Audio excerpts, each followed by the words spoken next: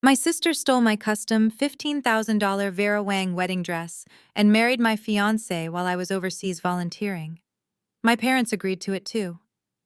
Upon my return, when my sister smugly tried to introduce my fiancé as her husband, I could not help but laugh. Because the man she married was not the tech millionaire she thought he was. He was the subject of my latest federal fraud investigation, and by signing that marriage license, she just volunteered to pay off his $50 million debt. Before I continue this story, let me know where you are watching from in the comments below. Hit like and subscribe if you have ever had to watch karma do its work in real time. My name is Jasmine, and at 32 years old, I thought I had built the perfect life. I was a senior forensic accountant for a top firm. I owned a beautiful home in the suburbs of Chicago, and I was engaged to Julian, a charismatic tech entrepreneur, or so I thought. 3 months ago, I felt a calling to disconnect from the corporate grid and volunteer at a women's shelter in a remote village in Ghana. It was something I needed to do for my soul. Julian was supportive, or at least he pretended to be. He told me to go to find myself and that he would be waiting with open arms when I returned. We had set our wedding date for 2 months after my return. My dress, a custom masterpiece I had spent months designing, was hanging safely in the back of my walk-in closet, waiting for the final fitting. The flight back to Chicago was grueling. 14 hours of recycled air and cramping legs, but my heart was light. I had missed Julian terribly. I had missed my parents, Otis and Veretta, and even my younger sister, Ebony. I had not been able to check my phone much while I was away due to the spotty reception, and when I landed, my phone was flooded with notifications. But strangely, no texts from Julian in the last week. No excited welcome home messages from my mother. Just radio silence. I chalked it up to them wanting to surprise me. I dragged my luggage through O'Hare Airport, imagining the scene.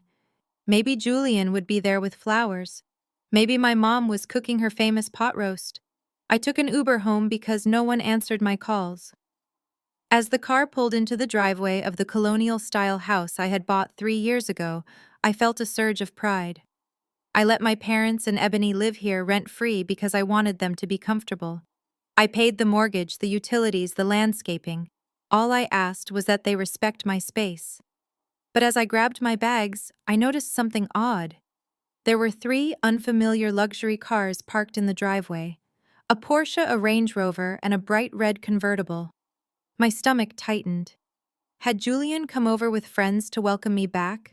I unlocked the front door expecting to shout, "Honey, I am home," but the words died in my throat. The living room was transformed. It looked like a banquet hall. There were white floral arrangements everywhere, cases of expensive champagne open on the coffee table, and a catered buffet set up in the dining room. And there, in the center of the room, stood my family. But my eyes went straight to Ebony. My breath hitched, and for a second I thought I was hallucinating from jet lag. Ebony was wearing white. Not just any white dress. She was wearing my wedding dress. The silk bodice I had pinned to my exact measurements. The intricate lace train I had imported from France. It was tight on her, straining at the hips, the delicate fabric pulling awkwardly, but she was wearing it. And standing behind her with his arms wrapped possessively around her waist was Julian. He was not wearing the casual clothes I left him in. He was in a tuxedo, looking polished, slick, and utterly like a stranger. My parents were standing next to them, clinking crystal flutes, their faces flushed with alcohol and excitement. The room went silent as the door clicked shut behind me. The music, some soft jazz playlist, seemed to amplify the sudden tension. "What the hell is this?" I asked, my voice rasping from the dry airplane air. I dropped my duffel bag on the floor with a heavy thud. Ebony turned to look at me. There was no guilt in her eyes. No shame. Just a smug, predatory satisfaction that she had practiced for this exact moment. She took a sip of champagne, leaving a smudge of red lipstick on the glass. "You are finally back," she said, her voice dripping with artificial sweetness. "We were wondering when you would show up. We almost started the toast without you." I looked at Julian. My fiancé. The man who had promised to wait. The man whose ring I was still wearing on my finger, hidden under the layer of travel grime. Julian, I said, ignoring my sister. Why is she wearing my dress? Why are you holding her like that? Julian sighed, a sound of exaggerated patience, as if I were a child asking a stupid question during a movie. He stepped out from behind Ebony, but he did not let go of her hand. He smoothed his lapels and looked me up and down, his eyes lingering on my dusty boots and cargo pants with disdain. Hello, Jasmine, he said. You look tired. Tell me what is going on, I demanded, stepping further into the room. My heart was pounding so hard I could hear it in my ears. We are married, Jasmine, Julian said. It was simple, factual, cold. I stared at him. The words did not make sense. It was like he was speaking a foreign language. Married? Ebony giggled. It was a sharp grating sound. Just this morning, actually. We did not want a big fuss, so we went to the courthouse, but we decided to have a little celebration here. Since you know everything was already paid for. She gestured to the flowers I had pre-ordered, the champagne, probably bought with the emergency credit card I left in the safe. You married my sister, I whispered, in my house. While I was volunteering in an orphanage, Julian ran a hand through his hair. Look, Jasmine, do not make this dramatic. You were gone for 3 months. 3 months is a long time for a man to be alone. And honestly, it gave me time to think, to really evaluate what I want in a partner. He looked at Ebony with a performative adoration that made my stomach turn. Ebony was there. She did not run off to save the world. She stayed. She took care of me. She understands what a man like me needs. And what is that, Julian? I asked, my voice trembling with a mixture of rage and shock. A babysitter. He narrowed his eyes. No, I need feminine energy, Jasmine. You are too masculine. You are always so focused on your work, your spreadsheets, your investigations. You are always trying to lead. Ebony is soft. She lets me be the man. She knows her place is to support my vision, not challenge it. I looked at my parents. My father, Otis, refused to meet my gaze. He was staring intently at his shoes. My mother, Veretta, stepped forward, her face hard. Now, Jasmine, do not cause a scene, she warned. What is done is done. Julian is a catch. He is a millionaire, for God's sake. He is going to take care of this entire family. He promised to buy us a villa in Tuscany. Do not ruin this for your sister just because you could not keep him. The betrayal hit me harder than the sight of the dress. My own mother. The woman whose medical bills I paid every month. The woman who drove a car I leased. She was selling me out for a promise of a villa from a man she hardly knew. You agreed to this, I asked her. You let her put on my dress. It was just sitting there. Ebony cut in, smoothing the silk over her hips. And honestly, it looks better on me. You were always a little too flat-chested for this neckline. Julian likes curves. She snuggled closer to him, and he kissed her forehead. A display of ownership. We are in love, Jasmine, Julian said, his voice dropping to that smooth, manipulative baritone I used to think was romantic. And honestly, I think this is better for you too. You are married to your job. You never really had time for me. Ebony makes me her priority. The room spun. I looked at the three of them. My sister, the thief. My fiancé, the traitor. My parents, the enablers. They stood there united against me, a wall of greed and selfishness. They expected me to cry. They expected me to scream, to throw things, to fall to my knees and beg. They wanted the drama. They wanted to see the strong, successful Jasmine break down so they could feel superior. I looked at Julian again, really looked at him. I saw the slight sweat on his upper lip. I saw the way his eyes darted to the expensive watch on his wrist, a watch I knew was a high-quality replica because I had taught myself to spot fakes years ago. I thought about the files I had accessed remotely just before I left for Africa. The red flags on a certain tech startup that was bleeding money. The investigation that had just been opened by my agency targeting a Ponzi scheme involving cryptocurrency and fake AI software.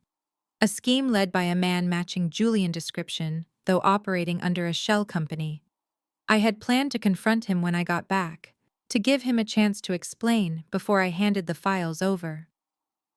But now I looked at the wedding band on ebony finger. A legal binding contract. In the state of Illinois, debt incurred during a marriage is often shared. But fraud complicity. Ebony smirked, waiting for my tears. Well, are you going to say congratulations, or are you going to be bitter and jealous like always? A bubble of laughter rose in my throat. It started as a chuckle, low and dry. Then it grew. I threw my head back and laughed. I laughed until my ribs ached. I laughed until tears streamed down my dusty cheeks. It was a loud, unhinged sound that echoed off the high ceilings of the house I owned. The smirk vanished from Ebony's face. Julian took a step back, looking unsettled. My mother looked at my father nervously. "She has finally snapped," Ebony whispered. I wiped a tear from my eye and took a deep breath, looking at them with a clarity I had never felt before. The anger was gone, replaced by something much colder, something clinical. I was not looking at family anymore. I was looking at targets. I was looking at liabilities. I picked up my duffel bag and slung it over my shoulder. "Congratulations," I said, my voice steady and calm. "I mean that. You two deserve each other, truly." I turned to my mother. "Mom, since Ebony is the wife of a millionaire now, I assume she will be taking over the household bills starting today." Veretta sputtered. "Well, we haven't not discussed." "Great," I said. "I will be canceling my standing orders tomorrow." I walked toward the door, stopping just as I passed Julian. He looked confused. He had expected a fight. He did not know how to handle a surrender. "Good luck, Julian," I said softly, almost gently. "You are going to need it." "Where are you going?" he called out as I opened the door. "You live here." "Not anymore," I said, stepping out into the cool night air. "The basement is open, though. I hear it is cozy." I shut the door behind me, cutting off their confused murmurs. I did not call an Uber. I walked down the long driveway, the gravel crunching under my boots. I pulled my phone out of my pocket and dialed a number I knew by heart. "Agent Miller. It is Jasmine. Yes, I am back in the country. No, I do not need a few days to settle in. I want to move up the timeline on the Silicon Edge investigation. I have a new lead, and I think I know exactly where the assets are being hidden." I looked back at the house one last time. The windows were glowing with warm light, hiding the rot inside. They wanted a fairy tale ending. I was about to give them a non-fiction tragedy. And the best part was, I would not even have to get my hands dirty. They had already signed their own warrants. The silence that followed my departure did not last long. I had barely made it to the end of the driveway before my phone buzzed. It was not a text from Julian apologizing. It was a notification from my bank. A charge for $300 at a sushi restaurant downtown. They were ordering dinner. On my dime. The sheer audacity of it made me stop in my tracks. I stood there in the cold Chicago wind, looking at the house I had bought with my bonus check 3 years ago. If I left now, I would be leaving them in my home with my credit cards and my assets. I would be the victim. And victims do not win in federal court. Witnesses do. I turned around and walked back up the driveway. I was not going to run. I was going to document. When I walked back into the house, the atmosphere had shifted from tense to celebratory. They were already seated at the dining table. The catering I had seen earlier was apparently just appetizers. They had ordered fresh sushi to supplement the feast. My father Otis was pouring another glass of Dom Perignon. My mother Veretta was laughing at something Julian whispered. Ebony was sitting in my chair at the head of the table, still wearing my wedding dress, feeding Julian a piece of tuna sashimi with her fingers. They froze when I entered the dining room. Julian looked annoyed, but my mother stood up, smoothing her dress with a nervous smile. Jasmine, she said, her voice dropping an octave to sound maternal. We thought you had left. Come, sit down. We are a family. We should eat like one. I looked at the empty seat. It was the rickety folding chair usually reserved for extra guests, placed awkwardly at the corner of the table. You are eating sushi on my credit card, I said, remaining standing. Julian wiped his mouth with a linen napkin. Actually, Jasmine, consider it a dowry. Or a wedding gift.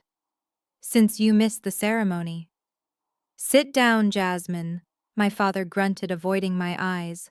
Stop talking about money. It is vulgar. We are celebrating love tonight. I sat. Not because I wanted to eat, but because I needed to hear their justification. I needed to understand the twisted logic that allowed them to betray me so completely. I watched them eat. I watched Ebony preen, flipping her hair back, acting the part of the sophisticated wife. So I said, breaking the silence, explain it to me. Help me understand why my own parents would sanction this. Veretta put down her fork. She looked at me with the pitying expression that made my blood boil. Jasmine, honey, you have to be realistic. Look at yourself. You are 32. You are always working. You wear those pantsuits. You talk about numbers and laws and boring things. You are intense. A man like Julian, he is special. She gestured to Julian as if he were a prize stallion. He comes from a different world, Jasmine. He is a visionary. He has connections. He is going to be the next Elon Musk. He needs a wife who can navigate the social scene, someone with charm, someone soft, someone who knows how to make a man feel like a king. And that is Ebony, I asked flatly. Ebony is a natural, my mother insisted. Look at her Instagram. She has 50,000 followers. She knows how to present an image. She is beautiful. She is younger. She represents the best of this family. I gripped the edge of the table, so I am just the bank account. And she is the face. Veretta sighed as if I were being difficult on purpose. You are smart, Jasmine. You have always been the smart one. But you are not wife material. Not for a high-status man like Julian. We have to think about the family legacy. Julian is going to take us to the next level. He promised to invest your father's retirement fund into his new AI venture. He is going to triple it in 6 months. My stomach dropped. My father had a modest 401k from 40 years at the post office. It was all he had. Dad, I said, turning to him, you did not give him your money, did you? Otis slammed his hand on the table. It is my money, Jasmine. And I am tired of you treating me like I am incompetent. Julian is a genius. He showed me the projections. We are going to be rich, real rich. Not just salary rich like you. Julian smirked, taking a sip of champagne. It is called generational wealth, Jasmine. You would understand if you were not so risk-averse. You think small. Ebony and your parents. They dream big. That is why we connect. I looked at Ebony. She was beaming, soaking up the praise, completely unaware that she was being used as a human shield for a con artist. You see, Jasmine, Ebony said, licking wasabi off her thumb. Mom and Dad just want what is best for the family. You were holding Julian back. You were always asking questions. Where is the business plan? Who are the investors? It was exhausting. I believe in him. That is what a wife does. My mother nodded in agreement. Exactly. It was a mercy, really. We saved you from a loveless marriage. Julian would have left you eventually. This way he stays in the family. We keep the connection. We keep the access. You should be thanking your sister. Thanking her, I repeated, my voice devoid of emotion. For stealing my fiancé and wearing my dress. It is just a dress, Veretta waved her hand dismissively. And speaking of things being just things, we need to talk about the living arrangements. I looked around the room. What about them? This is my house. Well, Julian said, leaning back in his chair. As the man of the house, now I need space. I need a home office. And Ebony needs a closet that reflects her new status. The master suite is adequate, but we need more room. We moved your things, Ebony said cheerfully. You did what? We needed the master suite. Obviously, she continued. And I turned your old office into my content creation studio. And the guest room is for Julian's meditation space. So, we moved your stuff downstairs. Downstairs, I asked. You mean the basement? It is fully finished, Veretta interjected quickly. It has a bathroom. It is private. It is perfect for you, Jasmine. You like quiet. You like to work late. Down there, you won't disturb Julian and Ebony when they are entertaining. I stared at them. I paid the mortgage on this 4-bedroom colonial house. I paid the property taxes. I paid for the heated floors they were resting their feet on. And they had moved me into the basement. The same basement where we stored the Christmas decorations and the broken treadmill. This is my house, I said slowly. My name is on the deed. Julian laughed. A cold, sharp sound. Actually, Jasmine, check your state laws. I have established residency here. I have been living here for 2 years with you. And now, as Ebony husband, I have rights. If you try to evict us, I will tie you up in court for years. I know people. I have lawyers who eat little accountants like you for breakfast. Do you really want to sue your own sister? Your own parents? Imagine the scandal at your firm. He knew exactly where to hit. He knew my firm valued discretion above all else. A messy public legal battle with my own family would destroy my professional reputation before I could even prove my case. My mother reached across the table and patted my hand. Her skin felt cold. Just for a little while, Jasmine, until Julian's big payout comes through. Then we will buy a mansion and you can have this place back. Just be a good sister. Be a good daughter. Know your role. Know your role. The phrase echoed in my head. For 30 years, my role had been the fixer, the provider, the scapegoat. They thought my role was to be the silent stepping stone for their delusions of grandeur. I looked at the sushi. I looked at the champagne. I looked at the smug faces of the people I had loved more than anything. Something inside me clicked into place. It was the sound of a steel door shutting. Fine, I said. The table went silent. They had expected a fight. They had prepared for screaming. They were not ready for compliance. Fine Ebony asked, suspicious. You are right, I said, standing up. I have been working too hard. Maybe I do need to step back. Maybe I do not fit into this new vision. The basement is fine. It is quiet. I can focus. Veretta let out a long breath of relief. Oh, Jasmine. Thank you. I knew you would be reasonable. Just one thing I said, picking up my purse. I am exhausted from the flight. I am going to go down there and crash. Please do not disturb me. Of course, Julian said, pouring himself more wine. We have a lot of celebrating to do anyway. The ceiling above me vibrated with the rhythmic thumping of bass from the sound system upstairs. Every time the beat dropped, a fine mist of dust drifted down from the exposed wooden beams, settling on my hair and the shoulders of my blazer. I sat on a plastic storage crate, the only seat available in the unfinished basement, and listened to the sounds of my life being celebrated by people who had stolen it. I could hear the clinking of glass, the high-pitched laughter of my sister Ebony, and the booming, confident voice of Julian holding court. It was a surreal nightmare. Upstairs, they were drinking vintage wine that I had purchased for my wedding. Down here, the air smelled of damp concrete, old cardboard, and the metallic tang of copper pipes. The temperature dropped 10 degrees the moment you crossed the threshold from the kitchen, a physical reminder of the cold reality I was now living in. I wrapped my arms around myself, not for warmth, but to keep from shaking with a rage so potent it felt like poison in my veins. This house was my achievement. I remembered the day I signed the closing papers, my hand trembling with pride.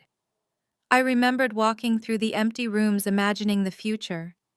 I had pictured family dinners, holiday gatherings, and yes, eventually a nursery. I never imagined that my sanctuary would become my prison cell, and my family would become the wardens. The single fluorescent bulb overhead flickered with an irritating buzz, casting long jumping shadows against the concrete block walls. It was fitting, really. They had relegated me to the shadows, assuming that is where I belonged. Assuming that because I was quiet, because I was diligent, because I was the one who paid the bills, rather than the one who made the toasts that I would simply fade away. The heavy oak door at the top of the stairs creaked open, slicing a wedge of golden warm light into the gloom. The music swelled louder for a moment, accompanied by the smell of roasted garlic and expensive perfume. I squinted against the glare as a silhouette appeared at the landing. It was Ebony. She stood there framed by the light like an angel, if angels wore stolen wedding dresses and sneered at their siblings. She held a large black garbage bag in her manicured hand. She did not come down the stairs. That would require effort, and Ebony did not do effort. She simply stood at the top looking down into the pit. Here she called out, her voice echoing in the hollow space. She swung the bag and let it go. It tumbled down the wooden steps, thumping heavily against each riser until it landed at my feet with a soft crash. The bag split open, spilling its contents onto the dusty concrete floor. I looked down. It was my clothes. Not just any clothes. These were my designer suits, my silk blouses, the cashmere sweaters I treated myself to after closing major cases. They were crumpled, wadded up like trash. Julian says he does not like the smell of strangers in the house, Ebony said, leaning against the doorframe, picking at her nails. And let us be honest, Jasmine. Your closet smelled like old books and desperation. He needs the closet space for his Italian suits. So I figured you could wash these. Since you are down there anyway and you have plenty of free time now that you are not planning a wedding. She paused, waiting for a reaction, waiting for me to snap. When I stayed silent, staring at the pile of silk and wool on the dirty floor, she let out a huff of annoyance. You should be grateful we did not just throw them out, she added, her voice sharpening. Though, honestly, who wears navy blue pantsuits anymore? You dress like a man, Jasmine. No wonder he left you. Maybe if you wash them with something that smells like lavender, you might attract a librarian or something. The door slammed shut, plunging me back into the flickering gloom. The lock clicked. They had locked me in. I stared at the pile of clothes. My favorite blazer, a tailored Armani piece I had worn when I testified before the Senate Subcommittee on Financial Crimes last year, was lying half on the concrete, gathering dust. I reached out and picked it up, brushing off the dirt. Ebony thought these were just clothes. She thought I was just a boring accountant who crunched numbers for a mid-level firm. That was the cover story I had maintained for 5 years. It was safer that way, safer for them. My family thought I was a glorified bookkeeper. They thought my job consisted of tax returns and payroll spreadsheets. They had no idea that the agency I worked for did not have a public website. They did not know that my title, Senior Forensic Accountant, was a clearance-level designation for the Department of Justice's Financial Crimes Division. I did not just balance checkbooks. I hunted predators. I tracked the invisible flow of dirty money through shell companies' offshore accounts and cryptocurrency exchanges. I brought down cartels, human trafficking rings, and corporate fraudsters who thought they were untouchable. I was not a victim. I was a weapon. And for the first time in my career, the target was sleeping in my bedroom. I stood up and walked to the far corner of the basement, behind the furnace where I had stashed my waterproof Pelican case before I left for Africa. It was still there, covered in a layer of spider webs. I dragged it out and popped the latches. Inside sat my encrypted workstation, a satellite uplink modem, and a backup drive containing the entire database of active federal investigations. I set up the laptop on top of a stack of old National Geographic magazines. The screen hummed to life, casting a cool blue glow that felt like a shield against the chaos upstairs. I cracked my knuckles, the sound sharp in the quiet basement. I was not Jasmine, the jilted sister, anymore. I was Agent 409. I bypassed the local Wi-Fi connecting directly to the agency's secure satellite network. The connection was fast and silent. I typed in my credentials, my fingers flying across the keyboard with a familiarity that calmed my racing heart. The interface loaded a stark black screen with scrolling lines of green code. I navigated to the active watch list. Before I left for Ghana, I had flagged a series of suspicious transactions linked to a shell company called Vansarelli Tech. At the time, it was just a blip, a low-priority alert about potential wire fraud. But something about the name had nagged at me. Vancerelli. Julian's last name was Vance. I had dismissed it as paranoia, a coincidence born of pre-wedding jitters. But now, sitting in the cold basement while Julian toasted to his stolen fortune upstairs, I knew there were no coincidences in my line of work. I typed Julian Vance into the search bar. No results found. I narrowed my eyes. Of course. A man who grifts his way into a family does not use his real name on his driver represents license. I switched tactics. I pulled up the biometric database. I had a photo of Julian on my phone, a selfie we had taken at the airport before I left. He was smiling that charming crooked smile that had fooled me for 2 years. I uploaded the image and ran a facial recognition scan against the Interpol and FBI databases. The software processed the image, the percentage bar creeping across the screen. Above me, I heard heavy footsteps pacing back and forth. Julian. He was walking directly over my head. I could imagine him looking out the window, surveying his new kingdom, thinking he had won the lottery. The computer pinged. A red box flashed on the screen. Match found. Probability 99.9%. I clicked on the profile. The face that stared back at me was younger, harder, without the expensive haircut, but it was undeniably Julian. Name: Julian Vancerelli. Aliases: Julian Vance, J. 5 Thomas Crown. Status: active warrant. Red notice. Wanted for wire fraud, grand larceny, identity theft, and running a Ponzi scheme estimated at $50 million. I leaned back, the plastic crate digging into my spine. My breath hitched in my throat. It was not just a small time con. This was not just about marrying a woman for her house. Julian was a career criminal. He was on the run from the Southern District of New York. The file detailed his modus operandi. He targeted professional women, usually in their 30s, women with assets and good credit scores but who were lonely or workaholics. He would charm them, move in, drain their accounts, max out their credit lines to fund his fake businesses, and then vanish before the debt collectors came calling. But with Ebony, he had found something better than a victim. He had found a willing accomplice who was too stupid to read the fine print. I scrolled down to the financial section of his file. The FBI had been tracking his crypto wallets. They were empty. He was broke, desperate. He needed a new influx of cash to pay off the Russian syndicates he had borrowed from to start his last scam. That was why he was here. That was why he married Ebony so quickly. He did not love her. He needed a fresh identity and a fresh line of credit. And my parents, with their paid-off house and their retirement funds, were sitting ducks. I looked up at the ceiling. The laughter had died down, replaced by the slow, sensual rhythm of R&B music. They were probably dancing, celebrating their love, celebrating the trap they had just stepped into. I looked back at the screen. I had enough here to call my supervisor and have a SWAT team kick down the door in 20 minutes.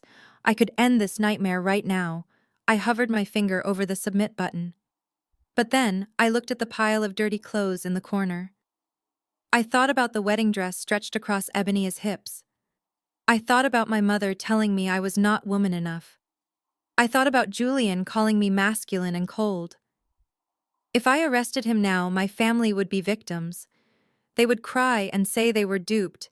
They would beg for my forgiveness and the world would pity them. They would learn nothing. No. I withdrew my hand.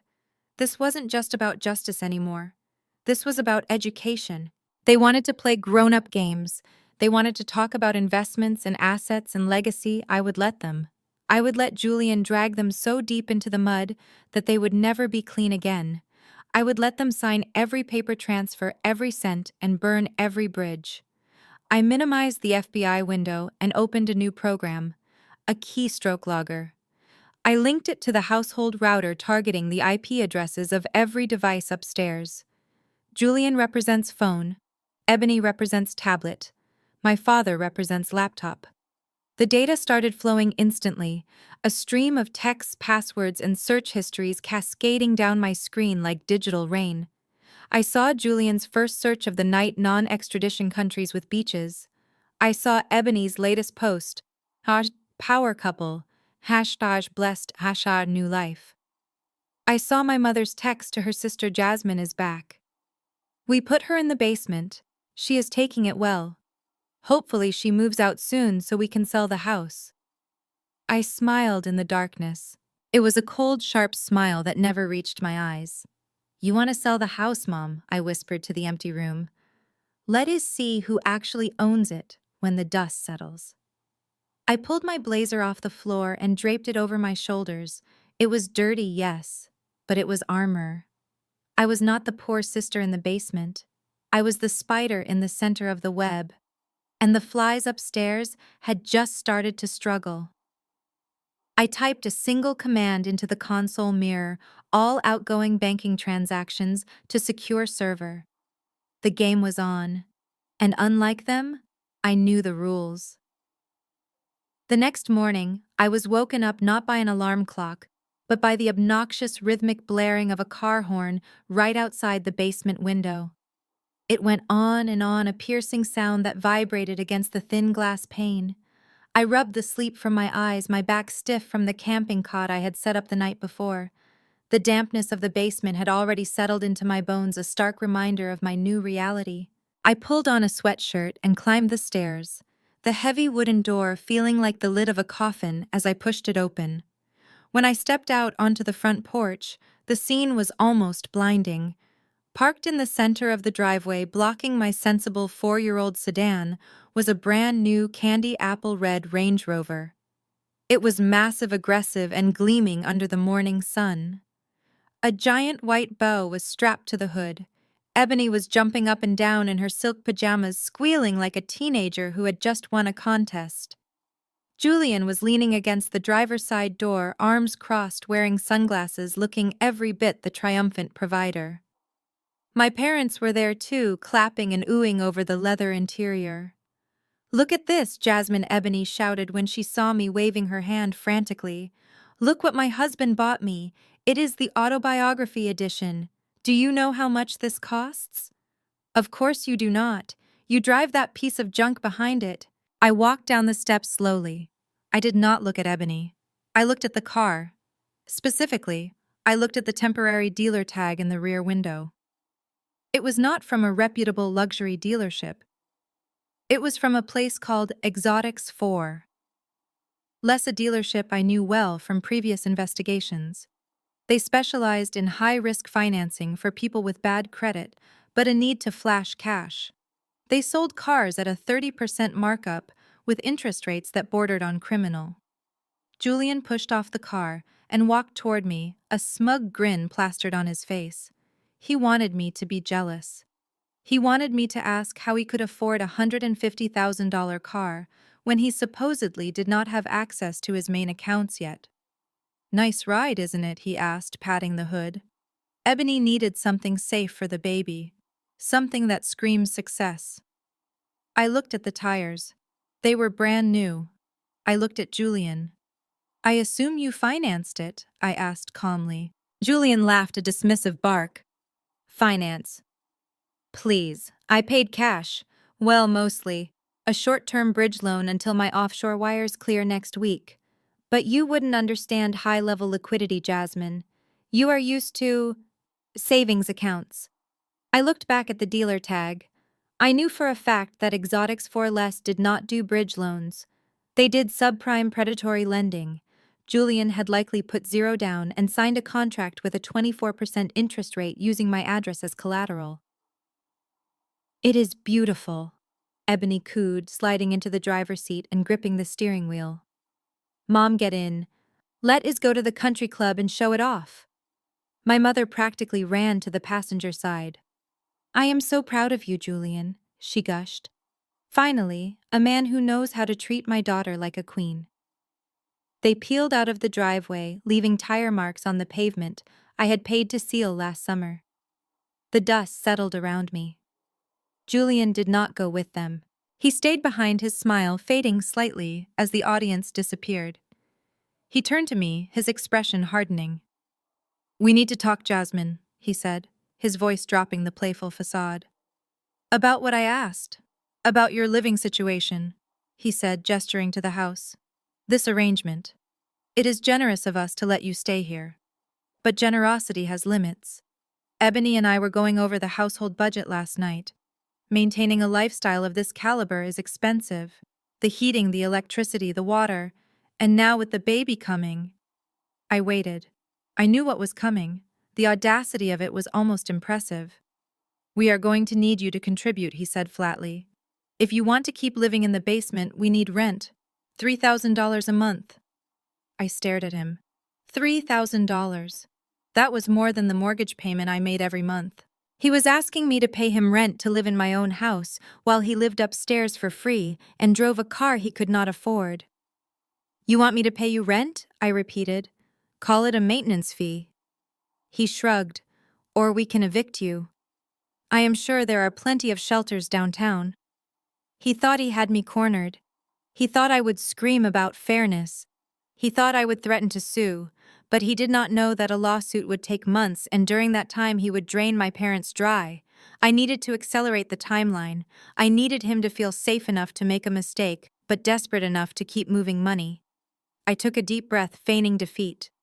I lowered my eyes. Okay, I whispered. He blinked. Okay, I do not have anywhere else to go, Julian, I said, my voice trembling slightly. And you are right. It is expensive to run this house. If I pay the $3,000, can I use the kitchen sometimes when you guys are not around? He smiled a cruel, predatory smile. He felt like he had won the Super Bowl. We will see, he said, benevolent. Just transfer the money by noon. And Jasmine. Do not make us ask twice. He turned and walked back into the house, whistling. I stood there for a moment, listening to the birds chirp. Then I walked back down to the basement. I did not feel defeated. I felt exhilaratingly focused. I sat down at my workstation and woke up my laptop. The keystroke logger showed me that Julian had spent the last hour searching for luxury watches' resale value, and can you return a car after 24 hours? He was already panicking about the car payment. He needed my $3,000 not for the house, but to make the first installment on that predatory loan. I logged into my bank portal. I could have transferred the money from my checking account. It would have been clean, simple. But I was not trying to be simple. I was trying to be a problem. I navigated to a specific savings account I had set up years ago. It was a dormant account, one that I had intentionally linked to a previous undercover identity for a training exercise. In the banking system, this account was flagged. It was not frozen, but it was marked with a high-priority watch status. Any transaction over $2,000 moving in or out of this account would automatically trigger a suspicious activity report or a SAR at the receiving bank. It was a trap designed to catch money launderers. And I was about to use it to pay my rent. I set up the transfer. $3,000. Destination Julian Vancerelli, is personal checking account. But I did not stop there. In the memo line of the transfer, where most people write rent or groceries, I typed a specific sequence of alphanumeric codes. To the average person, it looked like gibberish. To a bank's fraud detection algorithm, it looked like a reference code for an offshore shell company transaction. I hovered my mouse over the transfer button. If I sent this, two things would happen. First, Julian would get the money instantly, which would make him feel secure. Second, within 24 hours, the fraud department of his bank would receive an automated alert. They would not freeze his account immediately. They would watch it. They would look at every dollar coming in and going out with a magnifying glass. They would see the car loan. They would see the lack of employment income. And they would see a transfer from a flagged account with a suspicious memo code. Julian wanted to play millionaire. I was about to give him the full billionaire experience of federal audit. I clicked confirm. The screen flashed transaction successful. I sat back and waited. Upstairs, I heard the front door open. Ebony and my mother were back giggling and shouting for Julian to come see the shopping bags. I checked the time. 11:45. I opened the live feed from the keystroke logger again. I wanted to see the moment he got the notification. 10 minutes passed. Then on my screen, I saw Julian unlock his phone. He opened his banking app. I watched the data stream. Login successful. Balance update plus $3,000. I could practically hear his sigh of relief through the floorboards. He immediately switched apps and paid $2,500 to Exotics for less. He was floating the loan. But then 30 seconds later, my screen flickered with a new incoming text message to Julian's phone. It was not from a friend. It was from his bank. I leaned in, reading the captured text on my monitor. Chase fraud alert. We have detected unusual activity on your account, ending in 4492, regarding a recent deposit. Please call our loss prevention department immediately to verify the source of funds. Failure to respond may result in temporary account restrictions. I looked up at the ceiling. The footsteps upstairs stopped. Silence. Then the heavy, frantic pacing began. Julian was walking in circles. I saw him open Google on his phone. He typed, "Why would bank ask to verify source of rent money? Then, does IRS track Venmo transfers? Then, how to explain cash gifts to bank?" He was sweating. I knew he was sweating. He had just received $3,000 that he desperately needed, but now that money was a glowing red beacon, drawing attention to his entire house of cards. He could not return it because he had already spent it on the car payment. And he could not explain it because he had no legitimate business. He was trapped in a financial vice, and I had just tightened the handle. I leaned back in my chair and pulled a bag of stale pretzels from my drawer. I took a bite. It was the best pretzel I had ever tasted. "Pay rent," I whispered. "I just paid for your downfall, Julian. Keep the change." The request for rent was just the appetizer. The main course of humiliation was served later that afternoon. I was in the middle of analyzing the data stream from Julian's laptop, watching as he frantically Googled payday loans and pawn shops when the heavy basement door creaked open again. "Jasmine, get up here." Ebony voice floated down the stairs. It wasn't a question. It was a command. "And bring the sewing kit. The big one." I paused, my fingers hovering over the keyboard. I could have ignored her. I could have locked the door. But I needed to keep them comfortable. I needed them to believe I was broken, subservient, and harmless. The moment they thought I was a threat, they would stop making mistakes. And right now, Julian was making mistakes at a record pace. I closed the laptop, hid it under a pile of old towels, and grabbed the sewing box my grandmother had left me. I walked up the stairs, forcing my face into a mask of resignation. When I stepped into the living room, the furniture had been pushed against the walls. In the center of the room, standing on a step stool, like a mannequin in a department store window, was Ebony. She was wearing my dress, my Vera Wang. The dress I had flown to New York 3 times to fit. The dress that was supposed to symbolize the start of my new life. Now it looked like a hostage. The delicate French lace was straining dangerously across her hips. The zipper in the back was halfway down, exposing her bra strap, because it physically would not close. My mother, Veretta, was kneeling on the floor, tugging at the hem, while Julian sat on the sofa scrolling through his phone, looking bored. Finally, Ebony huffed, glaring at me through the mirror. "What took you so long? We have a dinner reservation at the Capitol Grill in 2 hours to celebrate the car, and I have nothing to wear except this." "But it is defective." "Defective," I repeated, setting the sewing box on the dining table. "Yes, defective," she snapped. "It is too tight in the chest and the hips. Clearly, when you ordered it, you gave them the wrong measurements. Or maybe you just have the body of a 12-year-old boy. Julian likes a woman with substance. A woman with curves." She turned to the side, sucking in her stomach, trying to force the zipper up. The sound of tearing fabric was faint, but to me it sounded like a gunshot. "Don't force it," I said, the words slipping out before I could stop them. "You will rip the silk." Ebony stopped and looked at me with a smirk that made my blood boil. "Oh, are you worried about your little dress?" "Don't be. It is mine now, and since it does not fit my womanly figure, you are going to let it out." I stared at her. You want me to alter my own wedding dress, to fit you, so you can wear it to dinner with my ex-fiancé. Veretta stood up, wiping her hands on her skirt. Do not be dramatic, Jasmine. It is the least you can do. You are living here for practically nothing. And besides, you are good with a needle. You used to make all those costumes for the school plays. Just open up the seams and add some panels. We found some white fabric in the linen closet. She gestured to a pile of cheap polyester satin sitting on the table. It was leftover fabric from a Halloween costume I had made years ago. They wanted me to patch a $15,000 silk gown with $5 polyester. It was a crime against fashion and a crime against dignity. I cannot just add panels, I said, trying to keep my voice steady.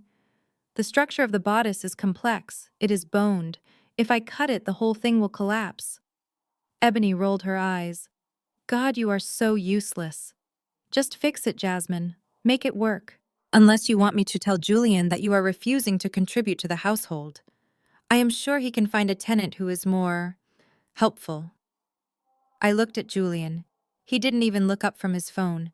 He was too busy trying to figure out how to pay for the sushi dinner he had promised them. Fine, I said. I will need the iron. And the steaming board. I set up the ironing board right there in the living room. Ebony refused to take the dress off. She said she didn't want to ruin her hair and makeup by pulling it over her head again, so I had to work on it while she was wearing it. I had to kneel at her feet, pinning and tucking, while she sipped Diet Coke and critiqued my technique. Ouch, she yelped as I pinned a fold near her waist.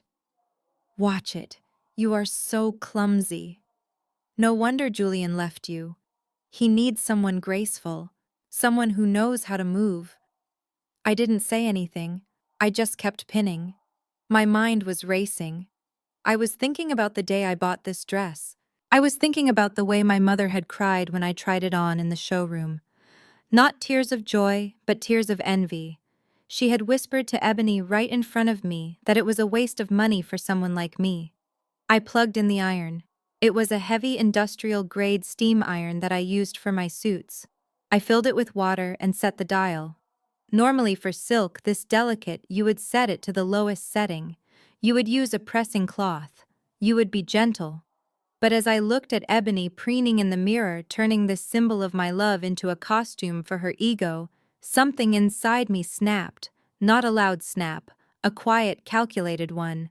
I turned the dial all the way up, past wool, past cotton, all the way to linen. The highest heat setting. The setting reserved for heavy canvas and denim. The iron hissed as it heated up, a menacing sound that went unnoticed over the sound of Ebony's voice. You know, Jasmine, she said, looking down at me, I think I'm going to dye it after the wedding. Maybe red or black. White is so boring. And honestly, it is a little stained, probably from sitting in your closet for so long. She brushed a non-existent speck of dust off the skirt. I stood up, the iron heavy in my hand. Steam was pouring out of the vents, invisible and scalding. Hold still, I said softly. I need to press this seam flat before I can let it out. I moved the iron toward the bodice, right where the intricate hand-embroidered lace met the silk. This was the heart of the dress, the most expensive, irreplaceable part. Ebony didn't look down. She was too busy admiring her reflection. I hovered the iron over the fabric. The heat radiating from the metal plate was intense. Oops, I whispered. I didn't drop it. I didn't stumble. I just leaned in. I pressed the full, searing surface of the iron directly onto the center of the bodice. For a second, nothing happened. Then there was a sound. A sickening, sizzling hiss. The smell hit us instantly. The acrid chemical stench of burning fibers. Ebony screamed. It wasn't a scream of pain. The iron hadn't touched her skin. It was a scream of pure horror. She slapped my hand away, sending the iron clattering to the floor. What did you do? She shrieked, looking down. There, right in the center of the snowy white lace, was a massive dark brown scorch mark. The delicate fabric had melted, fusing together in a grotesque blackened scar. The dress was ruined, completely irrevocably destroyed. I stepped back, putting a hand over my mouth in mock surprise. Oh no, I said, my voice flat. I must have had the setting too high. You idiot, Ebony screamed. She looked at the burn mark, her eyes bulging. You ruined it! You ruined my dress! She lunged at me. Her hand connected with my cheek in a sharp, stinging slap. The force of it knocked my head to the side. I didn't hit her back. I didn't even flinch. I just slowly turned my head back to face her, tasting the metallic tang of blood from where my tooth had cut my lip. That is enough, Julian shouted, finally jumping up from the couch. He rushed over not to check on me but to examine the dress. He stared at the burn mark, his face turning purple. Do you have any idea how much this costs? He roared at me. This is a Vera Wang? It is worth $15,000? I touched my cheek where Ebony had slapped me. It was throbbing. Good. A physical assault. That would go nicely in the police report I was mentally drafting. I know exactly how much it costs, Julian, I said calmly. I have the receipt. You did this on purpose. Ebony sobbed, tears streaming down her face, ruining her makeup. She is jealous. She wants to destroy our happiness. Julian turned to me, his eyes cold and menacing. He took a step forward, invading my personal space, trying to use his height to intimidate me. This is property damage, Jasmine.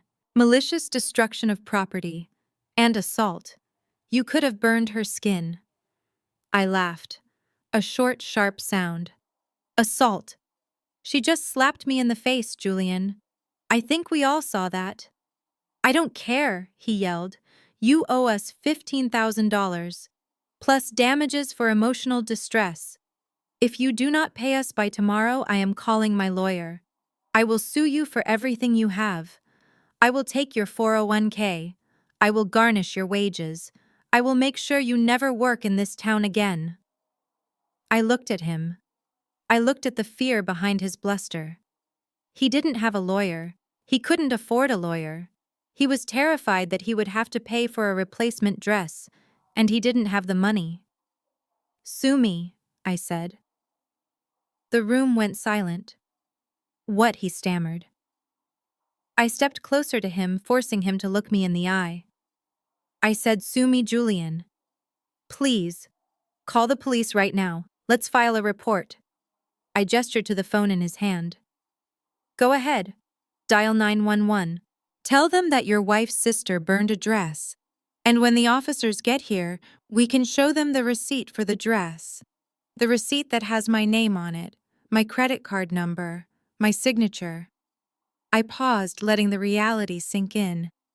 You want to sue me for destroying my own property? Is that your legal strategy? Because in the eyes of the law, Ebony is the one in possession of stolen goods. I never gave this dress to her. I never gifted it. You took it from my closet while I was out of the country. That is larceny, Julian. Grand larceny given the value of the item. Julian's face went pale. He opened his mouth, but no words came out. And as for the burn, I continued, my voice dropping to a whisper that only he and Ebony could hear. It was an accident. Just like it was an accident when you forgot to tell your investors that your last 3 companies went bankrupt. Accidents happen, right? Julian flinched. He looked at me with a new expression. Not contempt. Fear. He realized that I wasn't just the bitter ex-girlfriend. I was someone who knew things. Ebony, however, was too dense to pick up on the subtext. She was still hysterical. Call the police. Julian, she screamed. Have her arrested. She burned my wedding dress. Julian grabbed Ebony's arm, his grip tight. Shut up, Ebony, he hissed. Ebony stopped crying. Shocked. What I said, shut up, he snapped, looking nervously at me. We are not calling the police. Why not? She wailed. Because we are family. He lied, his voice cracking. And we don't resolve things with police. We will handle this internally. He looked at me, pleading silently for me to stop talking. He knew that if the police came, they would run his ID. And if they ran his ID, the warrants would pop up. He was trapped. I smiled, dabbing the blood from my lip with my thumb. Wise choice, Julian, I said. Now, if you will excuse me, I have work to do in the basement. I assume you can handle the alterations from here? I hear duct tape works wonders on polyester. I turned and walked away, leaving them standing in the wreckage of their own greed. Ebony was sobbing into the ruined lace, mourning a dress she never paid for. Veretta was staring at me like I was a stranger. And Julian was watching me leave with the terrified realization that he was locked in a house with a woman who was slowly, methodically burning his life to the ground. As I closed the basement door behind me, I felt a surge of adrenaline. The dress was gone. The last physical tether to my old life, to the dream of being Julian's wife, was ash. I didn't feel sad. I felt light. I sat down at my computer. The screen was full of new data. While I was upstairs playing seamstress, my keystroke logger had captured something interesting. Julian had sent an email to a contact named The Shark. Subject: need extension. Body buying a little time. The old people signed the house over. Just waiting on the title transfer. We'll have your 50K by Friday. Do not hurt the girl. I leaned in. The girl. He wasn't just in debt, he was in danger, and he was using my parents' home equity to buy his life back. I cracked my knuckles. Friday. That was in 3 days. I didn't have to wait for the FBI. I didn't have to wait for the police. The shark was coming for him. All I had to do was make sure that when Friday came, Julian's pockets were empty. I opened the banking portal again. It was time to accelerate the timeline. Goodbye, dress. Hello, endgame. The basement air was growing stale, much like the atmosphere in the house above me. It had been 24 hours since the wedding dress incident, and the silence from the upper floors was heavy with tension. But down in my command center, the noise was deafening. My laptop was humming, processing the stream of data coming from Julian represents devices. I sat with a cold cup of coffee watching the screen. Julian was pacing in the master bedroom directly above me. I could track his movement by the squeak of the floorboards. Back and forth, back and forth. A man on the edge. On my monitor, a new message notification popped up from his encrypted messaging app. It was from the contact listed as The Shark. The message was short. Brutal. 5 million by Friday. Or we take it out of your knees, and then we take it out of your wife. I watched as Julian typed a reply, his fingers trembling so hard I could almost feel the vibrations through the digital connection. I have a plan, just need a few days. Assets are being liquidated. Liquidated. That was a fancy word for theft. Julian did not have $5 million. He did not have $5,000. The car payment I had secretly funded was a temporary band-aid on a bullet wound. He was desperate, and desperate men do dangerous things, but they also do stupid things. I leaned back waiting. I knew what was coming next. He needed a big-ticket item. He needed something he could flip fast for millions. And there was only one asset left in this family that held that kind of value. Grandma Rose represents land. 10 acres of prime, undeveloped real estate just outside the city limits. It had been in our family for 3 generations. My grandmother, a woman of steel and foresight, had held onto it through recessions and gentrification, refusing to sell even when developers waved 7-figure checks in her face. She used to walk me through the tall grass, pointing out the property lines, telling me that land was the only thing they could not make more of. My parents, Otis and Veretta, viewed that land as a retirement lottery ticket they were just waiting to cash. They assumed that when Grandma died 5 years ago, the land had passed to them. They had never bothered to read the fine print of the trust. They had never bothered to check the deed at the county clerk represents office. They just assumed that because they were the parents, they owned everything. I heard the heavy footsteps thunder down the stairs. Not the basement stairs, but the main staircase. Family meeting. Julian bellowed, "Living room, now!" I waited a beat, closed my laptop, and put on my mask. The mask of the defeated, broken sister. I trudged up the basement stairs, dragging my feet, looking every bit the woman who had given up. When I entered the living room, the atmosphere was manic. Julian was standing by the fireplace, sweating profusely despite the air conditioning. He had unbuttoned his collar and his eyes were wild. Ebony was sitting on the sofa, scrolling through her phone, looking bored. My parents were seated in the armchairs looking at Julian with that sickening mixture of awe and greed. "Sit down, Jasmine," Julian commanded, gesturing to a hard wooden chair in the corner. I sat folding my hands in my lap. "We have an opportunity," Julian began, his voice shaking slightly before he smoothed it over with his salesman charm. "A massive opportunity. But it requires speed. It requires bold action." He looked at my parents. "I have been on the phone all morning with my partners in Dubai. They are looking to build a new eco-friendly luxury resort. And they are looking for a location here, in this state." He paused for dramatic effect. "They want the land. Grandma Rose represents land." My father sat up straight. "You mean the 10 acres? "Exactly," Julian said, his eyes gleaming.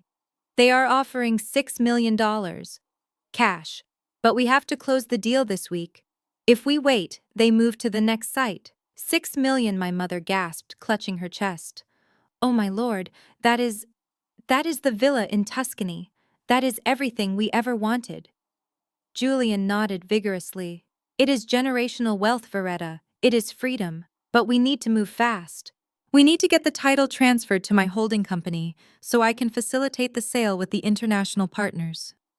It is a complex tax structure, you understand. If we sell it as individuals, the government will take half. If I sell it through my corporation, we keep almost everything." He was lying through his teeth. There were no partners in Dubai. There was no resort. He was going to get them to sign the land over to him, and then he was going to leverage it to get a hard money loan from the shark to pay off his debt. He would lose the land within a month, and my family would be left with nothing. But my parents did not see the shark. They only saw the villa. "We should do it," Otis said, slapping his knee. "That land has just been sitting there growing weeds. Mom is gone. She does not need it. We should enjoy our golden years." Veretta nodded in agreement. "Whatever you say, Julian. You are the financial genius." Then the room went quiet. They all turned to look at me. They knew vaguely that I had been the executor of Grandma Represents estate. They knew I handled the paperwork. They assumed I had just filed it away for them. But they needed my cooperation to find the deed to sign off on any potential claims to make the process smooth. They expected me to fight. They expected me to talk about Grandma Represents legacy. They expected me to quote her words about never selling the land. Julian looked at me, his jaw tight. "Jasmine, we need the deed, and we need you to sign a quitclaim waiver just to ensure the title is clean. I know you were close to Grandma, but—" He trailed off, a silent threat hanging in the air. If I fought him, he would make my life in the basement a living hell. I looked at them. I looked at my father, who was already mentally spending the money. I looked at my mother, who had sold her daughter out for a ride in a Range Rover. I looked at Ebony, who didn't even care about the land, just the shopping spree that would follow. I let out a long, heavy sigh. I slumped my shoulders. "I am tired, Julian," I said softly. He blinked. "What I said, I am tired," I repeated, looking at the floor. "I am tired of fighting you. I am tired of being the bad guy. I am tired of living in a basement and eating pretzels for dinner." I looked up at him, making sure my eyes looked empty. "If you want to sell the land, sell the land. I don't care anymore. Grandma is dead. The land is just dirt. If selling it means you guys finally get off my back, then fine." The room was stunned. Veretta looked at Otis. Ebony stopped scrolling. Julian looked like he had just been handed a get-out-of-jail-free card. You mean it?" he stammered. I stood up slowly. "The deed is in the safety deposit box at the bank downtown. I will go get it tomorrow. I will sign whatever you want. Just leave me alone." I turned to walk away, but stopped at the doorway. "Actually," I added, turning back, "if you are getting $6 million, can I get my deposit back on the wedding venue?" "It was $5,000. Julian laughed. A loud, booming laugh of relief. "Jasmine, when this deal closes, I will give you $10,000. I will give you enough to move out and buy a condo. We will take care of you. You are family." Right, I said. Family. I walked out of the room, leaving them to their celebration. I heard high fives. I heard the pop of another champagne cork. I went back down to the basement, but I didn't sit down. I stood in the dark, my heart pounding a rhythm of pure adrenaline. I had just told the biggest lie of my life. The deed wasn't in a safety deposit box. It was in my fireproof safe right here in the basement. And the name on the deed wasn't Otis and Veretta Jenkins. It was Jasmine Jenkins. Grandma Rose knew my parents were terrible with money. She knew they would sell her legacy for a quick buck. So she had left the land entirely to me in a trust that was ironclad. But by telling them I would sign, I had given Julian the green light. I had made him feel safe. I opened the laptop. I watched the screen. 5 minutes later, Julian stepped out onto the back patio. I tracked his phone represents GPS. He was alone. He dialed a number. The shark. I put on my headphones and turned up the volume. The audio from his phone microphone came through crystal clear. "Yeah, it is me," Julian said, his voice trembling with excitement. "It is done. I have the collateral. 10 acres prime zoning. Appraised at 6 million. A pause. The voice on the other end was muffled low. "No, no," Julian said quickly. "I will have the title in hand tomorrow. My wife represents family. They are idiots. They are signing it over to me for development. I will transfer the deed to you as security for the loan extension. You will get your money plus interest. Just call off the dogs." Another pause. "Yeah. Tomorrow. I swear on my life." He hung up. I took off the headphones. He swore on his life. Julian had just promised a violent criminal organization that he would hand over the deed to a property he did not own based on the verbal promise of a woman he had humiliated. He was going to walk into a meeting with the shark, promising land that was legally mine. When he failed to deliver that deed, when the title search came back showing my name, he wouldn't just be broke. He would be a liar who had wasted the time of very dangerous men. I looked at the calendar on the wall. Today was Tuesday. Friday was the deadline. I wasn't just going to let him fail, I was going to let him think he succeeded until the very last second. I pulled the actual deed out of my safe. I held the crisp paper in my hand. It was the only thing my grandmother had left me, and it was the weapon that would bury them all. I went to my scanner. I scanned the document. Then I opened Photoshop. It took me about an hour. I carefully altered the digital copy. I changed the name Jasmine Jenkins to Otis and Veretta Jenkins. It looked perfect, authentic, indistinguishable from the real thing to the naked eye. But to a county clerk, to a title company, to a bank, it was a worthless piece of paper. Tomorrow I would give them this forgery. I would act like I was handing over my birthright. I would let them sign it. I would let Julian take it to the shark. And then I would sit back and watch what happens when you try to pay a loan shark with counterfeit collateral. I turned off the light in the basement, smiling in the dark. The bait was taken. The hook was set. Now all I had to do was reel him in.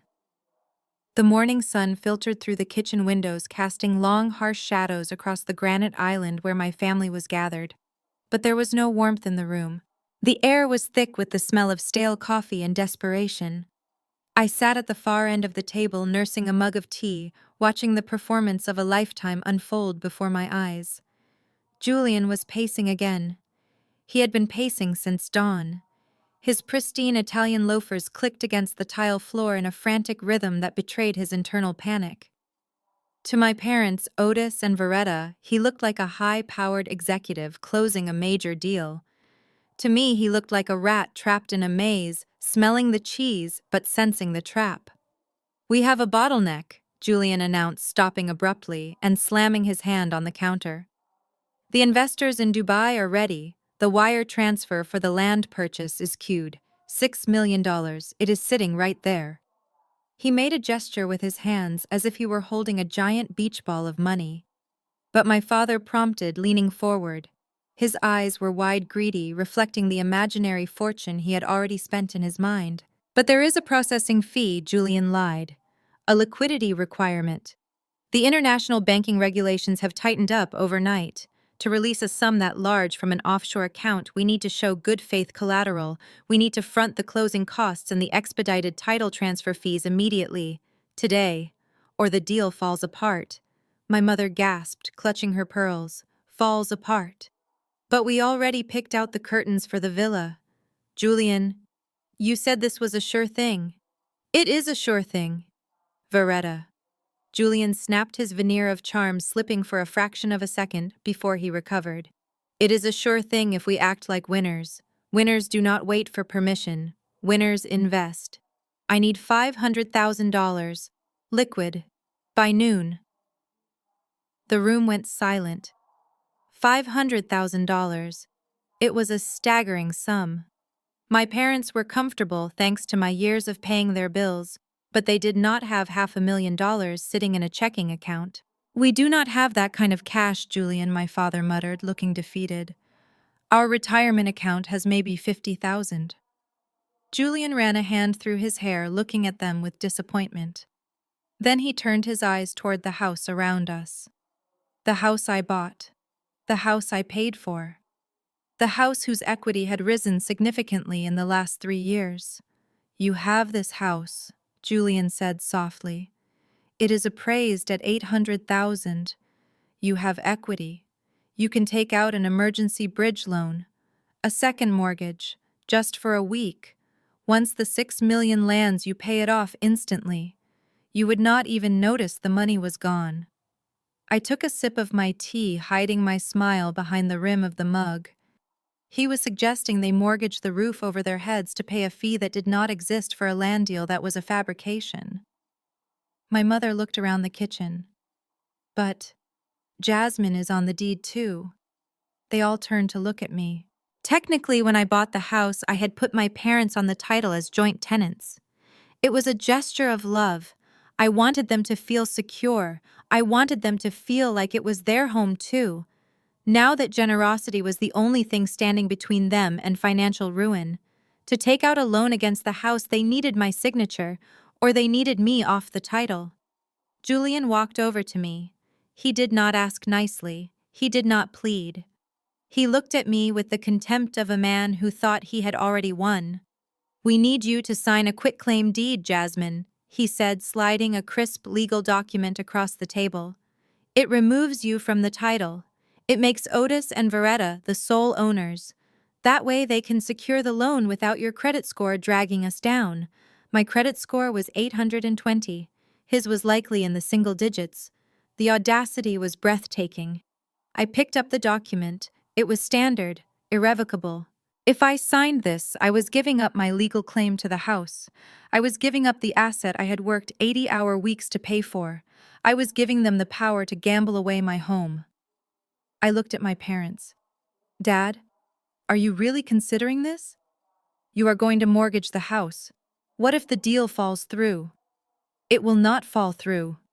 My father shouted, his face turning red. Why do you always have to be so negative, Jasmine? This is why you are alone. You have no vision. Julian is trying to help us. He is trying to give us a life you never could. I looked at my mother. Mom. Veretta refused to meet my eyes.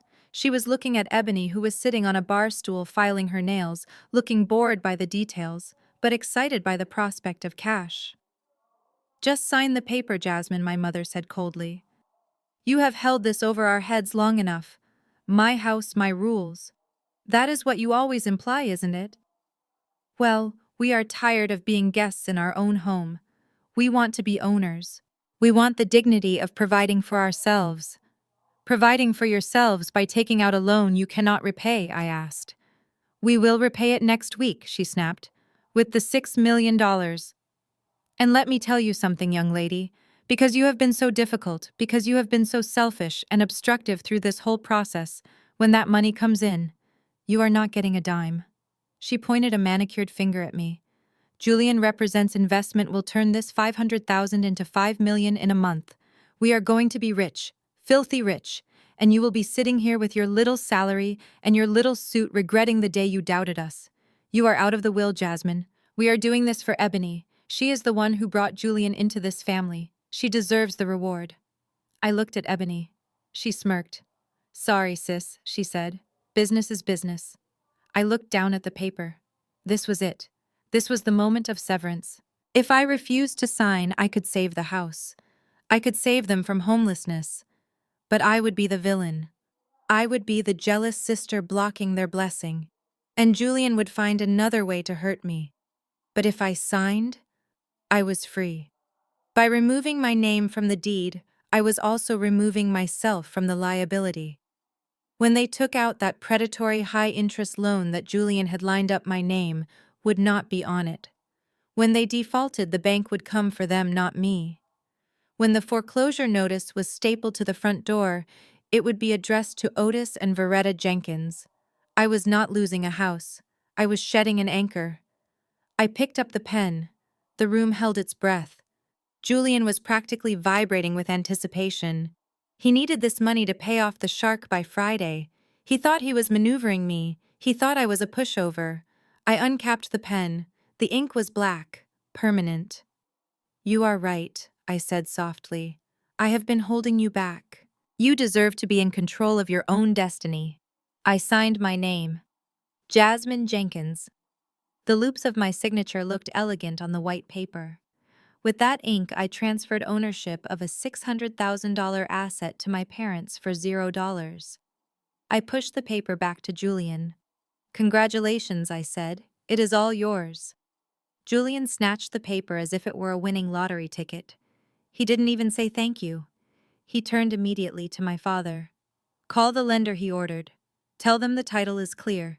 We need the wire initiated now. The next 2 hours were a blur of chaotic activity.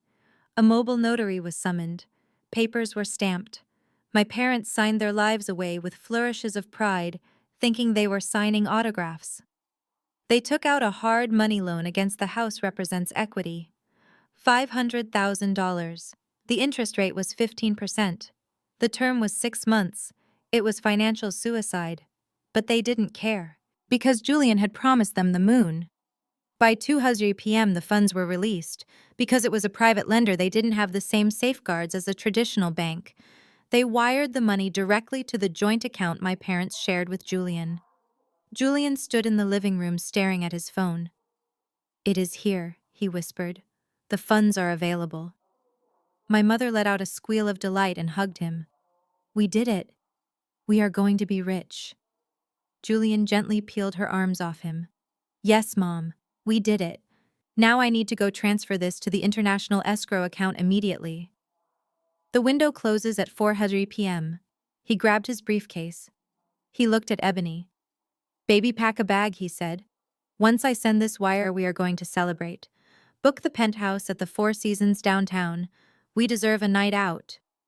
Ebony cheered and ran upstairs. I sat in the armchair watching him. I knew exactly where that money was going. It wasn't going to Dubai. It wasn't going to an escrow account. It was going to a shell company controlled by a loan shark named Vinny. Julian was buying his kneecaps back. He caught me looking at him. He paused on his way to the door. For a second, just a second, I saw a flicker of something in his eyes. Maybe it was guilt. Maybe it was fear. But then he looked at the check in his digital wallet and the arrogance returned. Don't wait up, Jasmine, he sneered. We might be gone a few days. We have a lot of winning to do. I watched him walk out the door. My parents were high-fiving each other in the kitchen, already discussing which luxury car they would buy to match Ebony Represents. I stood up and walked to the window. I watched Julian Represents' car pull out of the driveway. He was speeding. He was a man running from a fire, pouring gasoline on his own path to put it out. I pulled out my phone. I opened the app connected to my keystroke logger. I saw the transfer he was setting up. Amount $500,000. Recipient V. Moretti Consulting. Memo consulting fees. V. Moretti. Vinny Moretti. The shark. He had the money. He was going to pay off the threat. He thought he was safe. But he had forgotten one thing. I worked for the federal government, and transactions over $10,000 were monitored. but transactions over $10,000 sent to known associates of organized crime syndicates. Those were flagged instantly. I didn't have to stop him, I just had to make sure the right people saw it. I forwarded the transaction log to Agent Miller at the FBI. I added a simple note: subject priority lead.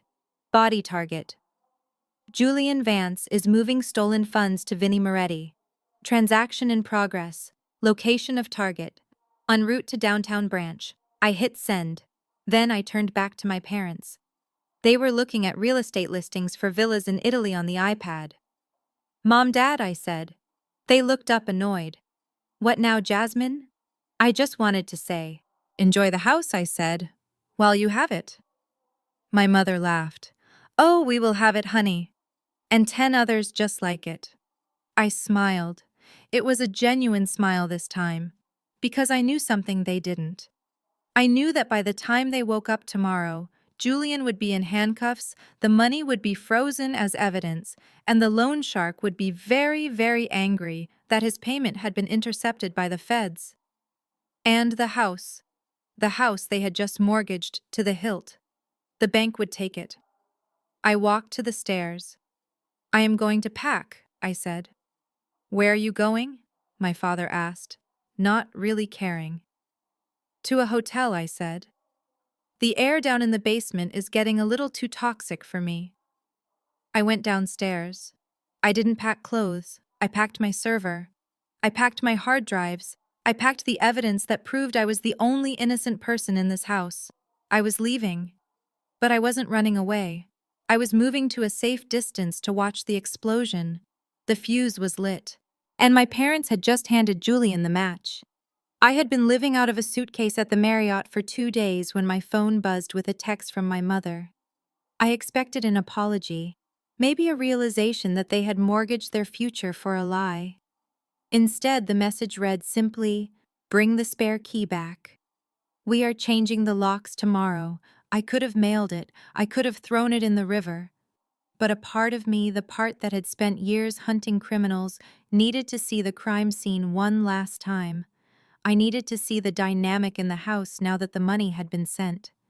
So I drove back to the suburbs, parking my sedan on the street, because the driveway was still occupied by the unpaid-for Range Rover and Julian's leased Mercedes. When I walked through the front door, I was assaulted by a wall of noise and color. The house wasn't quiet. It was decorated. Blue and pink balloons were taped to the banister. A banner hung across the living room archway that read "Future Legacy." My mother, Veretta, was running around with a tray of crystal glasses, her face flushed with a manic kind of joy. My father was on the phone, bragging loudly to anyone who would listen. And there, sitting on the velvet sofa, like a queen on a throne, was Ebony. She was wearing a tight beige dress and holding her stomach. A stomach that was perfectly flat, because if her timeline was to be believed, she had been pregnant for about 12 hours. "Jasmine," my mother shouted over the music. "You are just in time.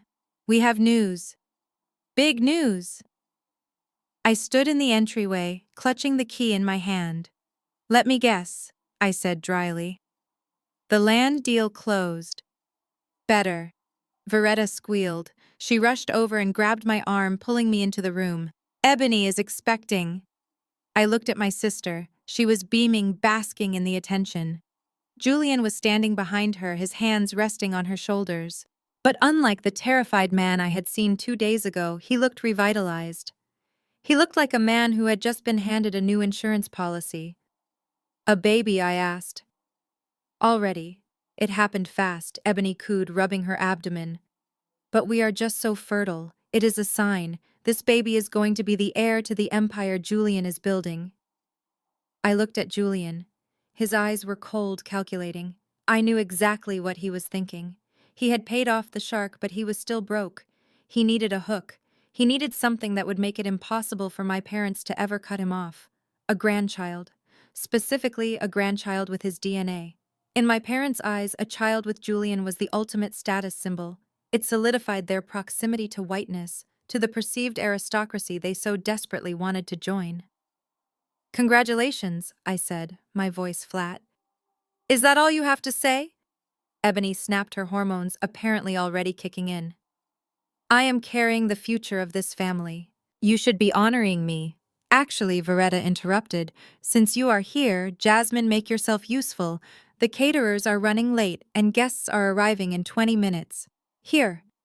She shoved a silver tray of hors d'oeuvres into my hands. Pass these around when the neighbors get here. And try to smile. This is a happy occasion. Do not bring your negative energy into my grandbaby's aura. I looked at the tray, smoked salmon on crackers. I looked at my mother. She really thought that just because I had moved out, I was still the help. She thought my role in this family was immutable. I wanted to drop the tray. I wanted to scream. But then I looked at Julian. He was watching me, testing me. If I made a scene, he would know I was still emotionally invested. He would know I was still a threat. I forced a smile. A tight, painful smile. Of course, Mom, I said. Anything for the family. I set the tray down on the side table. I need to use the restroom first, I said. Long drive. I walked past them up the stairs. I didn't go to the guest bathroom. I went straight to the master bedroom, Ebony and Julian's room. The door was open. The room was a mess of shopping bags and unmade sheets. It smelled of Julian's expensive cologne and Ebony's desperation. I walked into the ensuite bathroom. Ebony was not a good liar. She was a loud liar. She relied on volume and emotion to sell her stories, never details. And she was lazy. I opened the medicine cabinet. Nothing but face creams and Julian's hair products. I checked the drawers under the sink, hair dryers, curling irons, a half-empty box of tampons. Then I looked at the small wicker wastebasket in the corner. It was full of tissues and makeup wipes. I reached in. I didn't have to dig deep. Right on top, sitting under a used cotton pad, was a foil blister pack. Ortho-tricycline. I picked it up. It wasn't an old pack. The dates were printed clearly on the foil. Sunday, Monday, Tuesday, Tuesday. That was today. The pill for Tuesday was missing. The foil was punched through. Fresh. Ebony wasn't pregnant. She was still taking her birth control. She had taken it this morning. I stood there holding the plastic disc in my hand, staring at my reflection in the mirror. It was so pathetic, it was almost funny. Ebony sensed Julian pulling away. She sensed the stress of the money problems, even if she didn't know the extent of them. So she did what she always did. She improvised a drama to center herself. She trapped him with a lie. But what she didn't realize was that she had just trapped herself. Julian believed her. I could tell by the look on his face downstairs. He thought he had a golden ticket. He thought this baby was his leverage to get more money out of my parents once the land deal money inevitably disappeared. He was planning to milk this pregnancy for 9 months of nursery renovations, baby showers, and cash gifts. And when the baby never appeared, or when she faked a miscarriage, I slipped the blister pack into my blazer pocket. This was physical evidence, proof of the fraud within the fraud. I flushed the toilet just for show and washed my hands. When I walked back downstairs, the party was in full swing. Neighbors had arrived. My father was pouring champagne, loudly proclaiming that his grandson was going to be a CEO by age 5. Julian was holding court in the center of the room. To the future, he toasted, raising his glass. To the next generation of Vances. This child will want for nothing. We are building a legacy that will last 100 years. Ebony was clinging to his arm, fake tears in her eyes. I am just so blessed, she sniffled. I walked over to them. I stood right in front of Julian. That is wonderful news, Julian, I said loud enough for the circle of people around them to hear. Babies are expensive, though. Good thing you have that land deal closing, right? Julian froze. His smile twitched. Right, he said, his voice tight. Absolutely. Because I continued keeping my tone light and conversational. I was just doing the math. Between the mortgage on this house, the car payments, and now a baby. You are going to need a lot of liquidity. but I am sure your investors in Dubai are sending the wire any minute. I saw a bead of sweat roll down his temple. He knew the Dubai investors didn't exist. He knew the money from my parents had gone to a loan shark. He knew that in a few weeks, he would have zero income and a mountain of bills. But now he had a pregnant wife. He couldn't run. If he ran now, he would be abandoning his unborn child. The social stigma would be immense, and my parents would hunt him down. Ebony had unwittingly put him in a cage. "We have it covered, Jasmine," Julian hissed, leaning in close. "Don't worry about my finances. Worry about your lonely life at the hotel." I smiled. I patted my pocket, feeling the outline of the birth control pills. "I am not worried, Julian," I whispered. "I am actually sleeping very well." I turned to my mother. "Here is your key, Mom," I said, dropping the metal key into her palm. She looked at it, then at me. "You are leaving. You are not going to help serve. I have a date." I lied. "A date?" Ebony scoffed. "With who?" "Your calculator." "With reality," I said. I walked to the door. As I stepped out, I heard my father shouting, "Hey everyone! Julian is going to make a speech about the nursery renovations. We are going to knock out the wall, to Jasmine's old room, and make a suite." I closed the door, cutting off the sound of their applause. I walked to my car, sat in the driver's seat, and pulled out the birth control pack. I took a picture of it. I zoomed in on the date, then I opened my encrypted email app. I drafted a new message to Agent Miller. Subject: additional leverage. Body target is solidifying ties to the victims via a fabricated pregnancy. Emotional manipulation is escalating. Victims are liquidating assets to support the non-existent child. This adds a layer of wire fraud if he solicits funds for medical expenses, which he will. I hit send. Then I looked at the house one last time. "Enjoy the party," I whispered, "because the hangover is going to be lethal." I started the engine and drove away. I didn't go back to the hotel immediately. I went to a pharmacy. I bought a pregnancy test. Not for me, but for the kit I was building. The kit I would hand to my parents when the time was right. Julian thought the baby was his anchor. He didn't know it was actually a time bomb, and I was the only one who knew how to read the clock. 3 days had passed since I walked out of my parents' house, and for the first time in years I was breathing oxygen that didn't taste like guilt. I was staying in a suite at the downtown Marriott expensed to the agency as a safe house for a high-priority asset. That asset was me. I spent my days coordinating with Agent Miller, finalizing the paper trail that would inevitably hang Julian Vance, and my evenings maintaining the facade of a woman who had simply moved on. On Wednesday night, I had a legitimate business dinner. My firm was auditing a luxury steakhouse chain that was suspected of skimming payroll taxes, so my supervisor suggested I conduct an on-site observation at their flagship location. It was the kind of place with mahogany walls, dim lighting, and steaks that cost more than a car payment. I sat in a high-backed booth in the far corner, partially obscured by a velvet curtain, accompanied by 2 junior analysts who thought we were just celebrating a quarterly win. But halfway through my wedge salad, I saw them. The hostess led a party of 4 to the center table, right under the crystal chandelier. It was my family. Julian was leading the pack wearing a tuxedo jacket that I knew he had bought on credit. Ebony was waddling, slightly clutching her flat stomach, as if she were carrying the Messiah despite being pregnant for all of 3 days. My parents, Otis and Veretta, trailed behind them, looking uncomfortable in their Sunday best. I instinctively shrank back into the shadows of my booth. My colleagues kept talking about tax codes, unaware that the subjects of my personal investigation had just walked onto the stage. I watched them.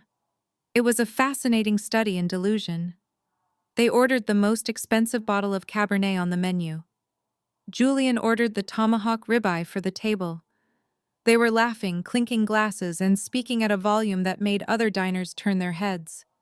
To the outside world, they looked like a successful black family celebrating a milestone. To me, they looked like passengers on the Titanic rearranging the deck chairs. I pulled out my phone and opened the live feed from Julian Represents bank accounts. I wanted to see how he planned to pay for this. The loan from the shark had been sent. His personal checking account had a balance of $400. His credit cards were maxed out. He was sitting at a table racking up a $1,200 bill with $400 to his name. I watched as the meal progressed. Julian was in rare form pontificating about his business in Dubai, making grand gestures with his steak knife. My father was nodding, soaking it up, probably calculating how many villas he could buy with the $6 million he thought was coming. My mother was fussing over Ebony, feeding her bites of lobster, treating her like a porcelain doll. Then the check came. The waiter, a stiff man with a French accent, placed the leather folder on the table. Julian snatched it up with a flourish. He didn't even look at the total. He pulled out a sleek, heavy metal card. It was a novelty card, the kind you can order online, where they transplant the chip from your regular debit card into a metal casing to make it look like a Centurion Black card. It was a prop, a toy for a man playing dress-up. He handed it to the waiter without breaking eye contact with my father. "It is on me, Otis," he said loudly. "Keep your money for the grandkids." The waiter took the card and walked away. I watched Julian. He took a sip of water. His hand was steady, but his foot was tapping frantically under the table. He knew. He knew there was no money on that card. He was praying that the system was offline, or that the overdraft protection would kick in, or that a miracle would happen. 5 minutes passed. The waiter did not return. 10 minutes. I saw Julian loosen his tie. He checked his watch. He looked toward the kitchen. Finally, the waiter emerged. He was not smiling. He walked straight to the table, holding the metal card between two fingers as if it were contaminated. He leaned down, whispering something in Julian Represents' ear. I didn't need to hear it. I knew the script. Card declined. Julian Represents' reaction was immediate and explosive. He slammed his hand on the table, causing the silverware to jump. "What do you mean declined?" he shouted, his voice echoing through the silent restaurant. "That is an unlimited line of credit. Run it again." The waiter stepped back, looking alarmed.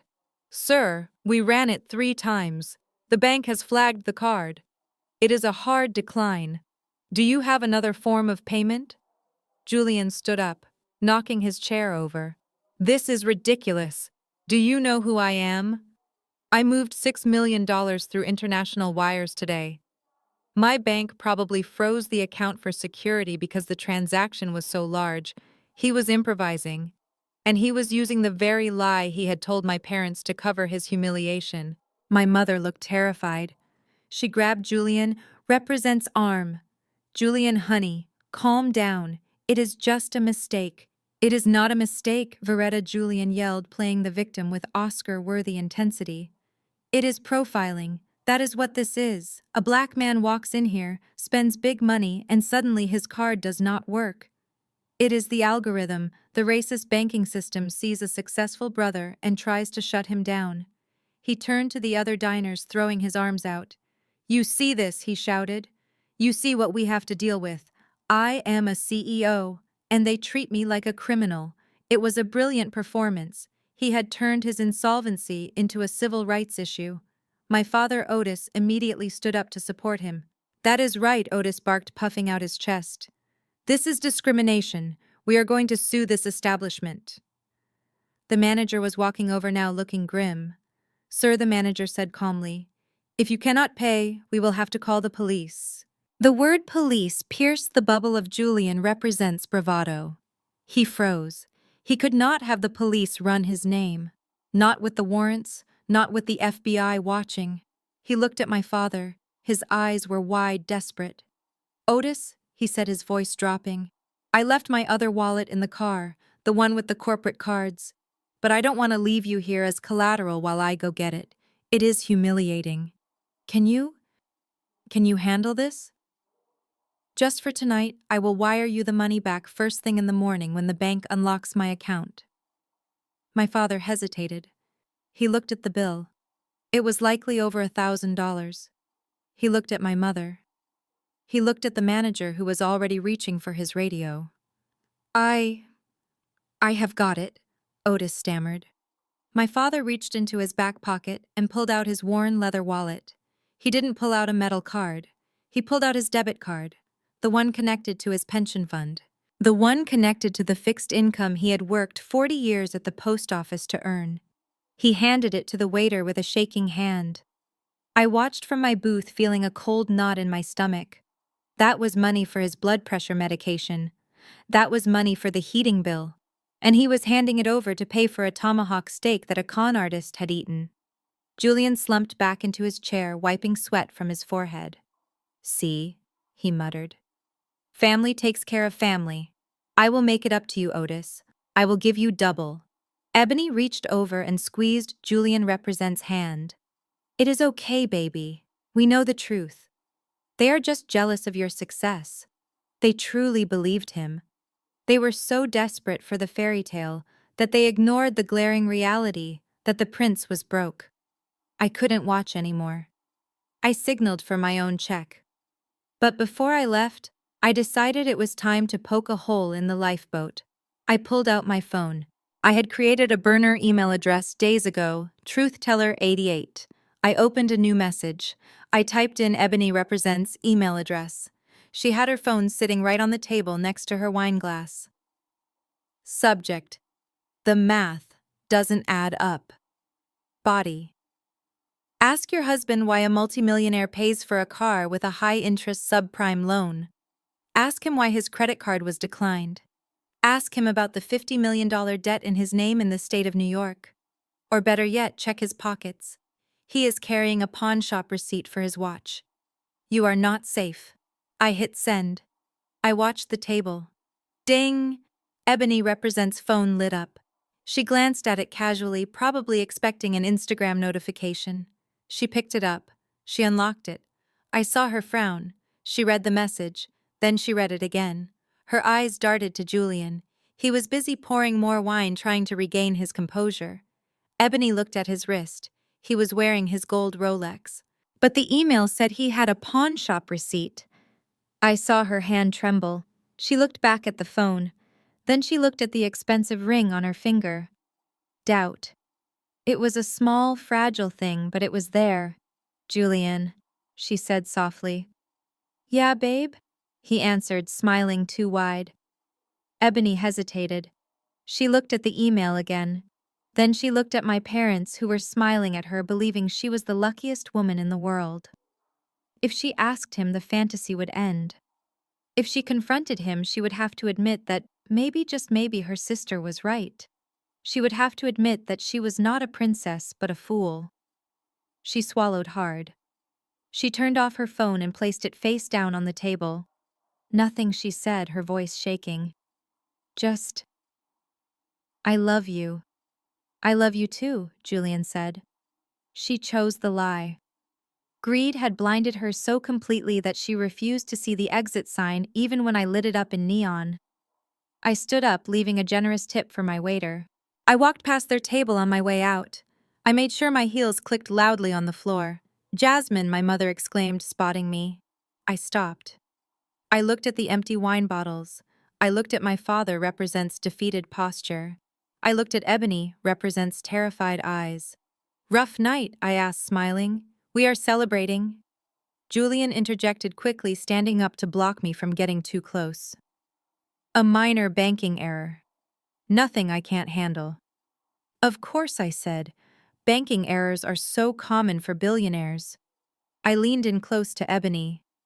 "Check your spam folder, sis," I whispered. "Sometimes the truth gets filtered out." I walked away before she could respond. I stepped out into the cool night air, feeling the vibration of my phone in my pocket. It was Agent Miller. "We have the transfer confirmation," Miller Represent's text read. "The shark received the funds. We are ready to move when you are." I looked back at the restaurant window. I could see them inside.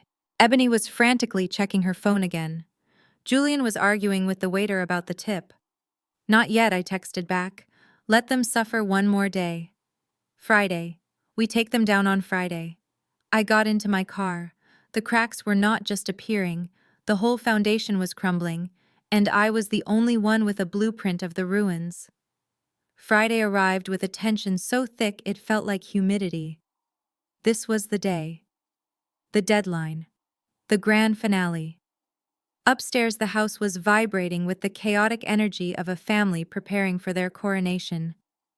I could hear the heavy footsteps of caterers moving equipment, the shrill voice of my mother barking orders at a florist, and the constant nervous pacing of Julian. He was about to host the Gala of the Century at the Ritz-Carlton, an event designed to dazzle potential investors and finalize the theft of the land that he believed was his salvation. He thought he was preparing for a launch party. I knew he was preparing for his own funeral. I sat on the edge of my cot in the basement, sipping lukewarm water, waiting for the inevitable visit. I knew they would not leave me alone in the house without securing the perimeter. To them, I was the loose cannon, the bitter ex-fiancé who might show up and cause a scene. They did not understand that I had no intention of causing a scene. I intended to cause an apocalypse. At noon, the basement door opened. Julian descended the stairs, followed closely by my father, Otis. Julian was already dressed in a tuxedo, though it was only midday. He looked polished on the outside, but up close I could see the cracks. His eyes were bloodshot. His hands, which he kept shoving into his pockets, were shaking. The loan shark deadline was tonight at midnight. If he did not leave that gala with signed checks and the land deed in hand, he was a dead man walking. Jasmine, Julian said, his voice tight. We are leaving for the venue early. We have final walkthroughs and press interviews. I looked at him calmly. Have fun. I hope the press asks about your previous ventures in the Cayman Islands. Julian flinched. Don't start with me. Not today. This is the most important night of my life, and I am not going to let you ruin it with your jealousy. He signaled to my father. Otis stepped forward, holding a heavy padlock. We are locking the door from the outside, Jasmine, my father said, refusing to look me in the eye. Just for the night. We left you some sandwiches and water. We will be back tomorrow morning to let you out. I stared at my father. The man who had taught me to ride a bike. The man who had walked me to the bus stop. He was now acting as the jailer for a con artist. He was agreeing to imprison his own daughter in a basement because he thought it would buy him a villa in Italy. You are locking me in, I asked softly. Is that legal, Dad? Unlawful imprisonment. Fire hazards. It is for your own good, Julian cut in. We cannot risk you showing up at the gala and embarrassing Ebony. She is fragile. The stress of the pregnancy. He let the lie hang in the air. Fine, I said. Lock the door. I have a lot of reading to do anyway. I picked up a book and turned away from them. I did not want them to see the look of absolute triumph on my face. Julian hesitated. He seemed unsettled by my compliance. He expected a fight. He expected me to scream and pound on the walls. My silence was unnerving him, but he did not have time to analyze it. The clock was ticking. Let's go, Otis, Julian commanded. They walked back up the stairs. I heard the heavy door slam shut. Then the grinding sound of the deadbolt sliding into place, followed by the click of the padlock hasp being secured. I waited. I listened to their footsteps retreat. I heard my mother shouting from the foyer. Do we have the deed? Do we have the papers? Yes, Veretta. I have them right here, Julian shouted back. I smiled. He had the papers. The forged deed I had planted in the kitchen drawer that morning. The paper that wasn't worth the ink it was printed on. A few minutes later, the front door slammed. Engines roared to life. The Range Rover and the Mercedes pulled out of the driveway, leaving silence in their wake. I waited 10 minutes just to be safe. Then I stood up. They thought this basement was a prison. They forgot that I bought this house. I knew every inch of it. I knew the plumbing, the wiring, and the secret hiding spots. I walked to the utility sink in the corner. Behind the pipes, taped securely to the back of a PVC elbow, was a small magnetic box. I reached in and pulled it out. Inside sat a single brass key. It was the master key to the interior doors. I had hidden it there 3 years ago, not because I expected to be locked up, but because I was prudent. In my line of work, You learn to always have an exit strategy. I walked up the stairs. I listened at the door. Silence. I slid the key into the lock. It turned with a satisfying click. The deadbolt retracted, but there was still the padlock on the outside hasp.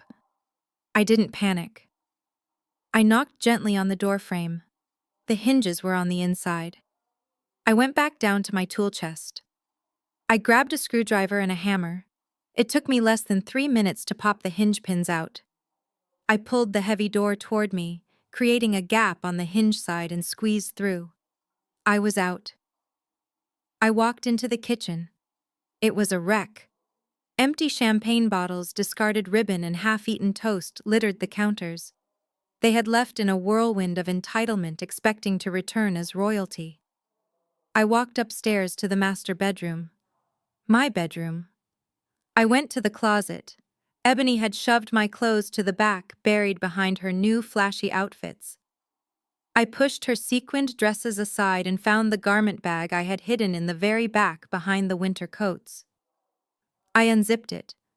Inside was not a wedding dress. It was my armor. A bespoke midnight blue suit from Saint Laurent. Sharp tailoring silk lining trousers that fell perfectly to the ankle. It was the suit I wore when I meant business. It was the suit I wore when I was closing a case. I took a shower in my own bathroom, scrubbing off the smell of the damp basement. I washed my hair. I applied my makeup with surgical precision. Red lip, sharp winged eyeliner. I wasn't dressing for a party. I was dressing for war. I stepped into the suit. It fit like a second skin. I looked in the mirror. The tired, broken woman from the basement was gone. Staring back at me was Agent Jasmine Jenkins, the woman who had brought down cartels and exposed corporate fraud. I walked back downstairs to the study. I opened my briefcase. Inside was the dossier. The black binder. It contained everything. The FBI warrants, the bank statements showing the transfers to the loan shark, the photos of the birth control pills, the original, authentic deed to the land, and a copy of the forged deed Julian was currently carrying in his pocket. I checked my watch. It was 6:00 p.m. The gala was starting. The investors were arriving. Julian was probably on his third glass of champagne, shaking hands, thinking he had pulled off the perfect crime. I walked to the front door. I didn't rush. I took a moment to look at the living room.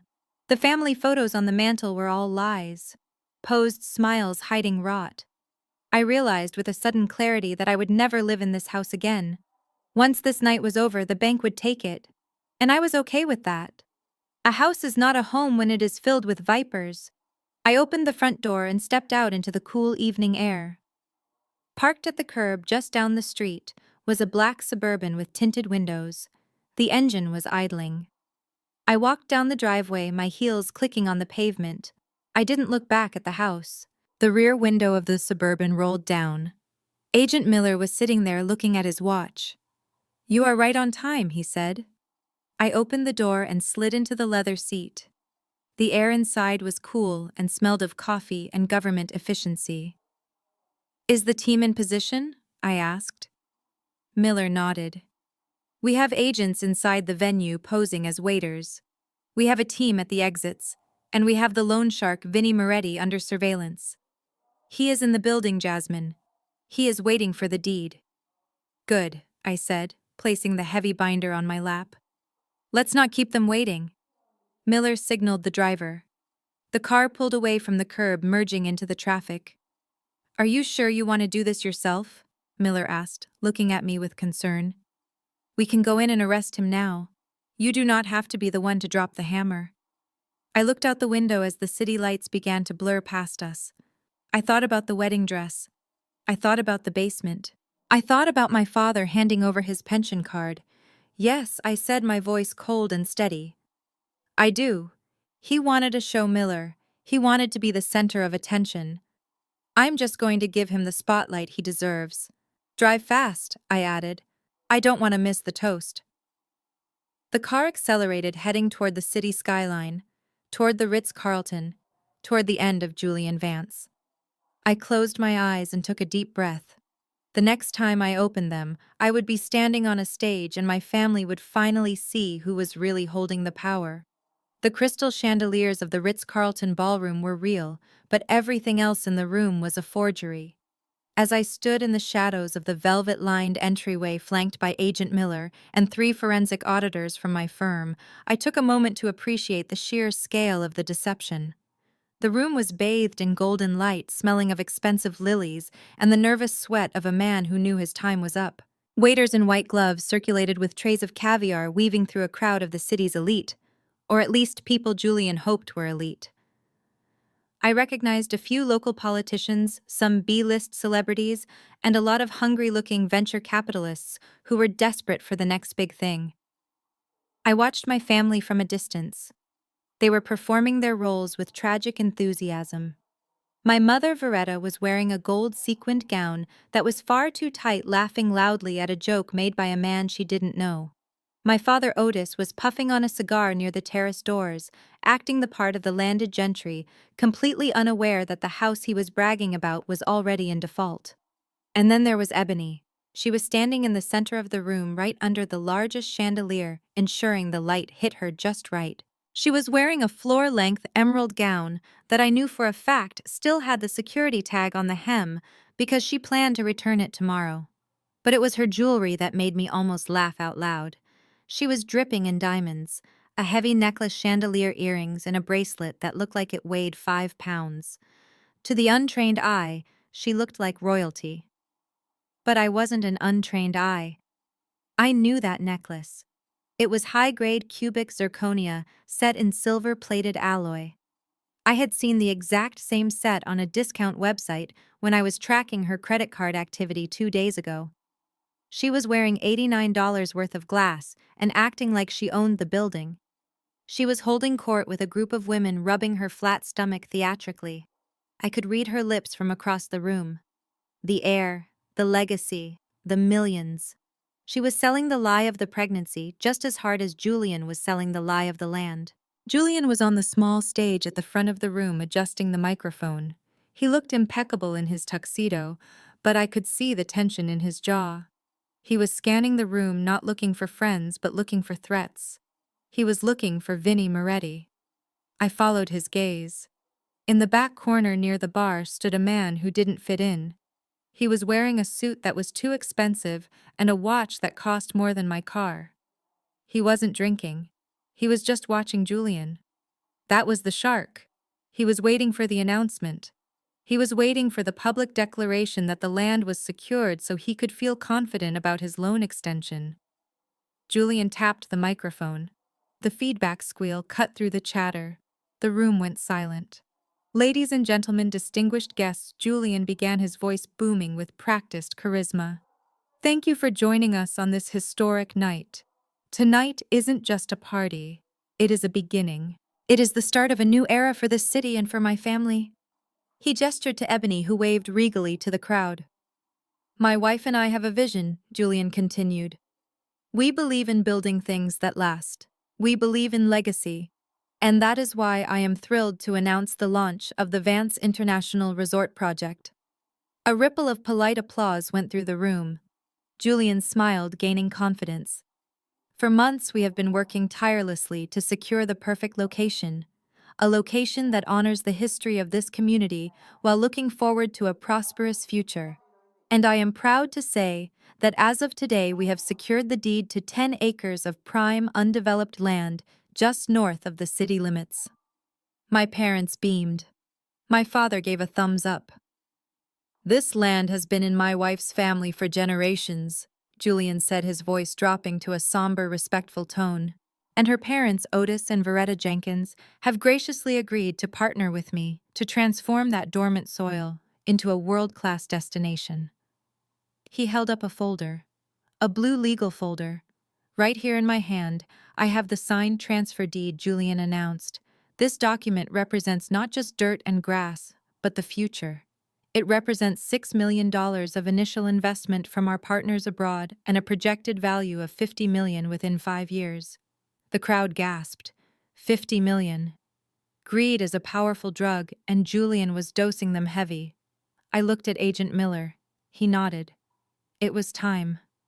I stepped out of the shadows. I didn't run. I didn't shout. I simply walked. I walked down the center aisle of the ballroom, my heels striking the marble floor with a rhythmic military precision. The three auditors walked in a V formation behind me, carrying briefcases that looked like weapons. The sound of my heels cut through the silence. Heads began to turn. People parted ways, sensing the energy shift. It was the Red Sea parting, but instead of Moses, it was an accountant in a midnight blue Saint Laurent suit. Julian saw me first. His smile froze. His eyes widened. He gripped the podium so hard his knuckles turned white. He looked at the folder in his hand, then at me, then at the exits. Ebony saw me next. She dropped her champagne flute. It shattered on the floor, the sound exploding like a gunshot in the quiet room. "What is she doing here?"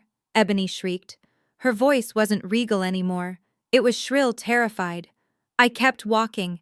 I kept my eyes locked on Julian. "Security!" Ebony yelled, pointing a shaking finger at me. "Someone get security! Get this trash out of here! She is crashing our private event!" A few large men in black suits started to move toward me, but Agent Miller stepped forward, flashing his badge. They stopped dead in their tracks. "Federal agents, back down!" The room erupted in whispers. Federal agents. I reached the stage. I walked up the stairs, my eyes never leaving Julian's face. He looked like he was going to vomit. He stepped back, stumbling slightly against the podium. "Jasmine," he hissed his microphone, picking up the whisper and broadcasting it to the entire room. "What are you doing? Do not do this. I will give you anything. I will cut you in. Just turn around." I didn't answer him. I reached out and took the microphone from his hand. He was too weak to stop me. He was paralyzed by the realization that his house of cards wasn't just falling, it was being incinerated. I turned to the crowd. I saw the confusion on their faces. I saw the shark in the back corner putting down his water glass and buttoning his jacket. I saw my parents in the front row. My mother's mouth was open in shock. My father looked like he was having a heart attack. I smiled. It was a cold, professional smile. "I am sorry to interrupt the festivities," I said, my voice calm and amplified, filling every corner of the ballroom. "My name is Jasmine Jenkins. I am Ebony's sister, and I am the head of the Jenkins Family Trust." I paused. I let that sink in. "Mr. Vance here has just told you a very compelling story," I continued. "He told you about a vision. He told you about a legacy. And most importantly, he told you about a piece of land." I looked at Julian. He was shaking his head pleadingly. "He told you that he holds the deed to 10 acres of prime real estate," I said. "He told you that my parents, Otis and Veretta, signed that land over to him today." I reached into my briefcase, which one of the auditors had placed on the podium for me. I pulled out the original deed. It was yellowed with age, encased in a protective plastic sleeve. "However," I said, holding the document up to the light, "there is a small problem with that story. My parents do not own that land. They never have." A gasp went through the crowd. My mother stood up. "Jasmine, stop this. You are ruining everything." "Sit down, Veretta," I said sharply into the mic. I turned back to the audience. My grandmother, Rose Jenkins, was a very wise woman. When she passed away, she left the land in a strict trust. She appointed a sole trustee and a sole beneficiary. Me. I opened the document to the signature page. "This land belongs to me, Jasmine Jenkins. My name is the only name on the title. My signature is the only signature that can transfer it, and I can assure everyone in this room, especially the investors." I looked directly at the shark in the back. "I have never signed that land over to Julian Vance. I have never agreed to a resort. And I have certainly never authorized a $6 million valuation based on a forgery." Julian lunged for me. "You liar," he screamed. "It is signed. I have the paper." He waved the blue folder. I looked at him with pity. "Read it, Julian," I said. "Read the fine print on the document my parents signed this morning." He ripped the folder open. He stared at the paper. I had swapped the pages in the printer tray before I left the house 3 days ago. I knew he wouldn't check. He was too arrogant. "That is not a deed, Julian," I said into the microphone. "That is a recipe for Grandma Rose's peach cobbler." The room was silent for a heartbeat. Then someone in the back started laughing. Then another. Julian stared at the paper. It was indeed a recipe. Ebony rushed the stage, her fake diamonds clinking. "You are lying. It is ours. We sold it.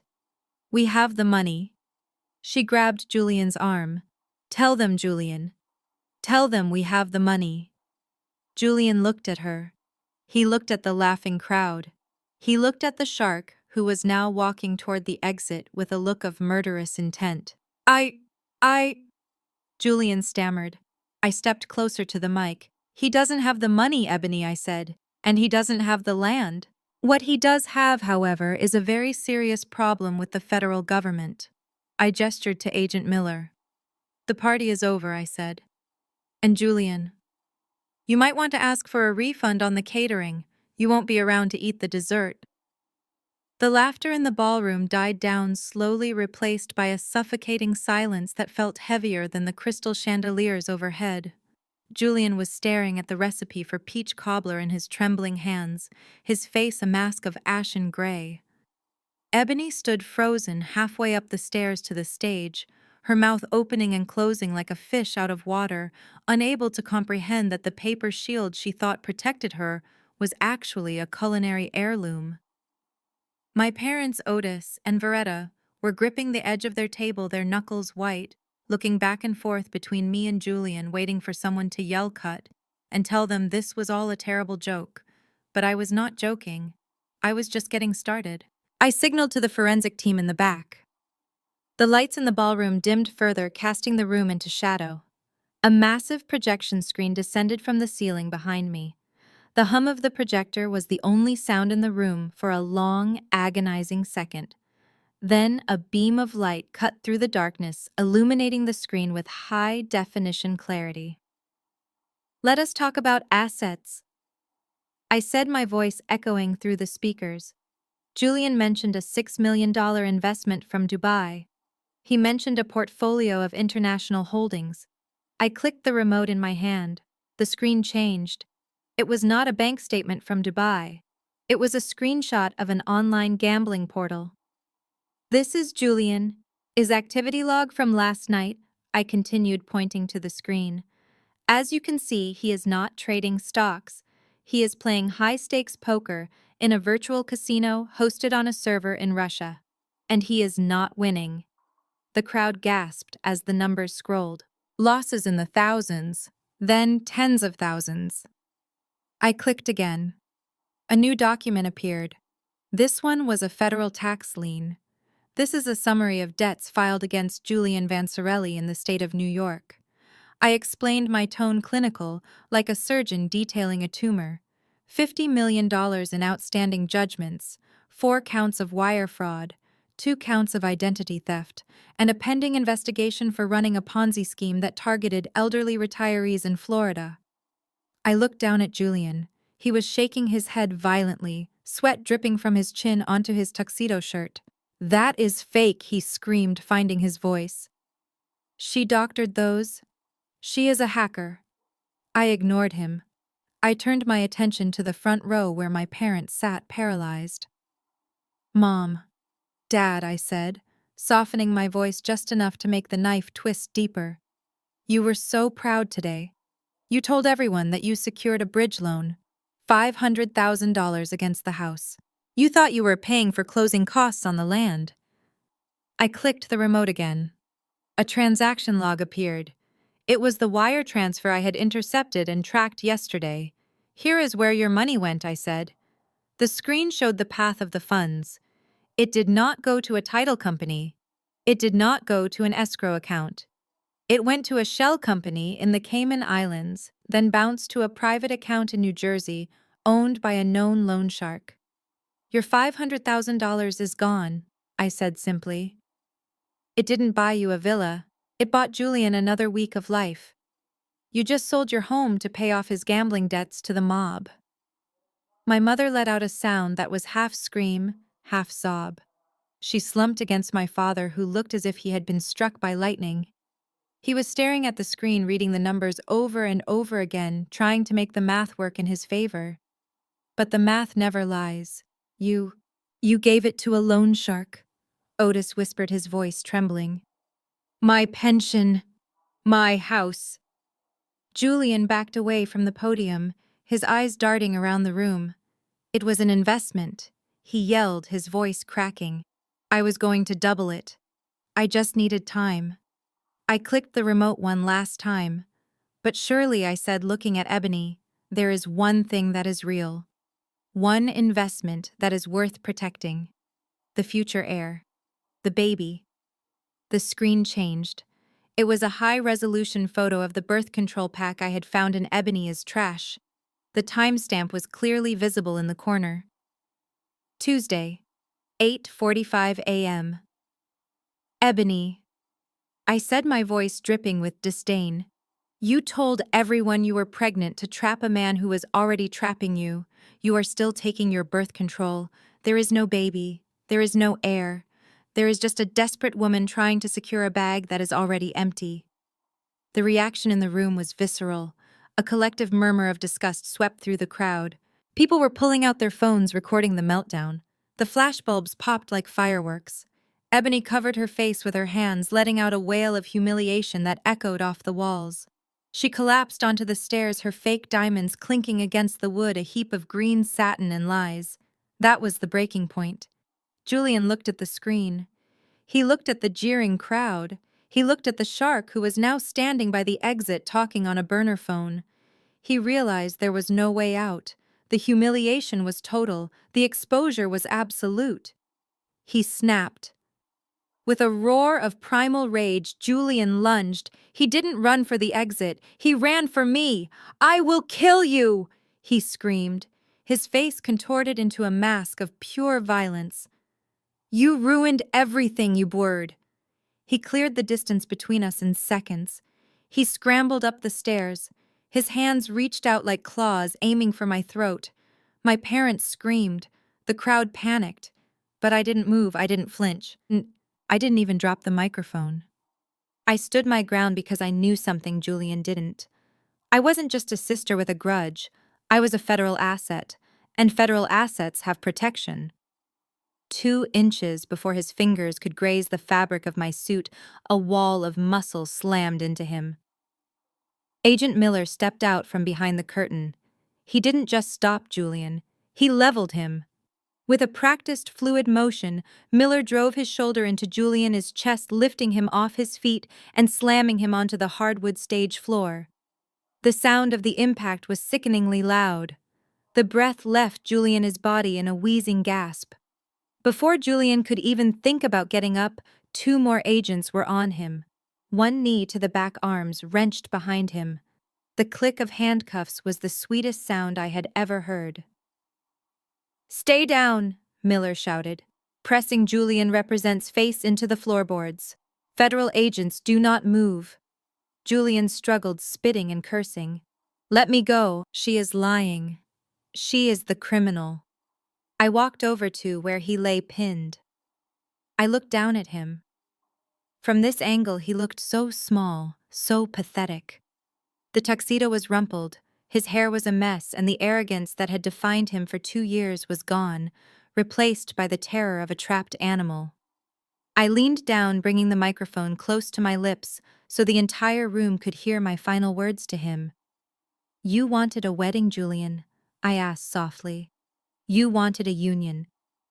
Well, you got one. You are now united with the consequences of your actions. I stood up and looked at the crowd.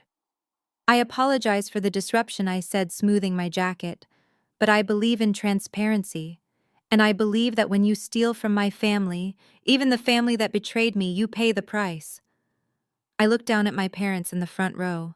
My mother was sobbing uncontrollably, clutching her chest. My father was staring at his hands, the hands that had signed away his home. I walked to the edge of the stage and crouched down, ignoring the cameras, ignoring the chaos. I looked my mother in the eye. He lied to you, Mom, I said, my voice devoid of pity. But you let him. You wanted the villa so badly you didn't care who you hurt to get it. You sold me out for a dream. I pointed to the screen where the transaction log was still glowing. That money is gone. It is in the Cayman Islands. By the time the lawyers get to it, it will be spent. You have no house, you have no pension, and you have no son-in-law. Veretta looked up at me, her mascara running down her face in black streaks. Jasmine, please, fix it. You always fix it. I shook my head slowly. Not this time, I said. I am an accountant mom. I balance books. I don't raise the dead. And this family, we are spiritually bankrupt. I stood up and signaled to Miller. Get him out of here, I said. The agents hauled Julian to his feet. He was weeping now, begging, Jasmine. Jasmine, tell them it was a mistake. I love you.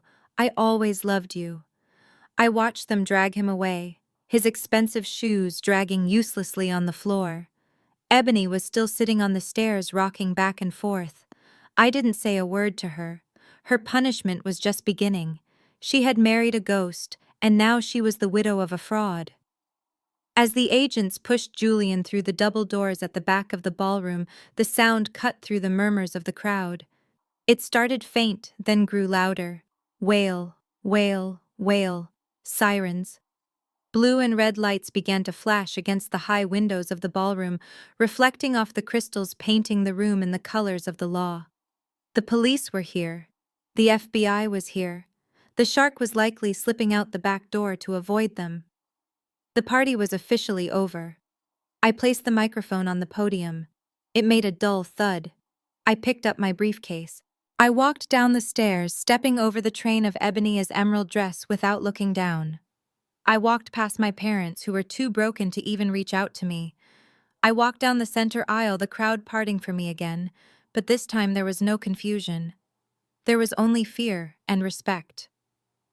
I pushed open the heavy doors of the Ritz-Carlton and stepped out into the night. The cool air hit my face, cleansing the smell of greed and perfume from my lungs. The driveway was filled with police cruisers. I watched as they shoved Julian into the back of a squad car. He looked at me through the window. I didn't wave. I just checked my watch. It was 8:00 p.m. I had a flight to catch at 10:00. New York was waiting. A new job was waiting. A life without anchors was waiting. I turned my back on the flashing lights and walked toward the waiting black car. The exposure was complete. The wound was cauterized, and for the first time in my life, I wasn't the one bleeding. The ballroom of the Ritz-Carlton had transformed from a scene of high society elegance into a chaotic theater of justice. The gentle clinking of crystal glasses was replaced by the harsh metallic ratchet of handcuffs and the static burst of police radios. Guests who had been sipping champagne just moments ago were now scrambling for the exits, shielding their faces from the flashing red and blue lights that pulsed through the floor-to-ceiling windows. I stood near the stage, watching the dismantling of the empire that never was. My breathing was steady, my pulse calm. For the first time in months, the noise in my head had stopped. Julian was the first to be processed. Agent Miller and his team did not handle him with the reverence he thought he deserved. They hauled him up from the floor by his armpits, his tuxedo jacket torn at the shoulder seam, his expensive bow tie hanging loose around his neck like a noose. He was no longer the smooth-talking CEO. He was a cornered rat, spitting and thrashing his eyes wide with a feral kind of panic. "You cannot do this!" Julian screamed, his voice cracking, as they shoved him toward the exit. "I have rights. I demand to speak to my attorney. I have diplomatic immunity." I almost laughed. Diplomatic immunity. The man truly believed his own lies until the bitter end. He was still trying to con the FBI agents who had been tracking his IP address for 6 months. Agent Miller ignored him, reciting his Miranda rights with a bored, practiced efficiency. "You have the right to remain silent. Anything you say can and will be used against you in a court of law." Julian looked back at me, his eyes locking onto mine with a mixture of hatred and begging. Jasmine. Jasmine, tell them. Tell them I was going to pay it back. It was just a bridge loan. Tell them. I just stared at him. I did not blink. I did not speak. I let his words die in the air between us unacknowledged. As they dragged Julian away, the crowd parted, not out of respect, but out of fear. But my attention shifted to the stairs of the stage. Ebony was still sitting there, frozen in her emerald green gown, clutching the railing. She looked like a child who had been caught playing dress-up in her mother represents closet. Her face was streaked with mascara, and she was trembling so violently that the fake diamonds on her wrist rattled against the wood. She watched her husband being hauled away, but she did not move to help him. She did not scream for him. She was already calculating her own survival. I could see the gears turning in her head. She was going to play the victim. She was going to be the poor, duped wife who had fallen for a monster. She stood up slowly, smoothing her dress, trying to regain a shred of dignity. She looked at the agents swarming the room, then she looked at me. She composed her face into a mask of tragic innocence. "I cannot believe he did this!" She sobbed, her voice loud enough for the officers nearby to hear. "I had no idea. He lied to me. He lied to all of us. Officer, I need to go home. I need to call my parents. I am just so traumatized." She took a step toward the exit, aiming for the side door, trying to slip away into the night, to reinvent herself as a survivor. Agent Miller stepped into her path. He was a wall of black suit and federal authority. Ebony Vance. He said, his voice devoid of emotion. Ebony blinked, looking up at him with wide, watery eyes. "Yes, I am the victim here. Can someone please call me a car?" Miller reached behind his back. He did not pull out a phone. He pulled out a second pair of handcuffs. "Mrs. Vance, you are under arrest," he said. The world seemed to stop spinning. Ebony Represent's jaw dropped. She laughed a nervous, high-pitched sound. "What? No, you are confused. Julian is the criminal. I am his wife. I didn't do anything." "Turn around and place your hands behind your back," Miller commanded, stepping closer. Ebony took a step back, stumbling in her heels. "No, no, I am pregnant. You cannot arrest a pregnant woman." I stepped forward then. I walked up to where they stood, looking at my sister. "Drop the act, Ebony," I said quietly. "We all saw the birth control pills. You are not pregnant, and you are not innocent." Ebony whirled on me, her face twisting into a snarl.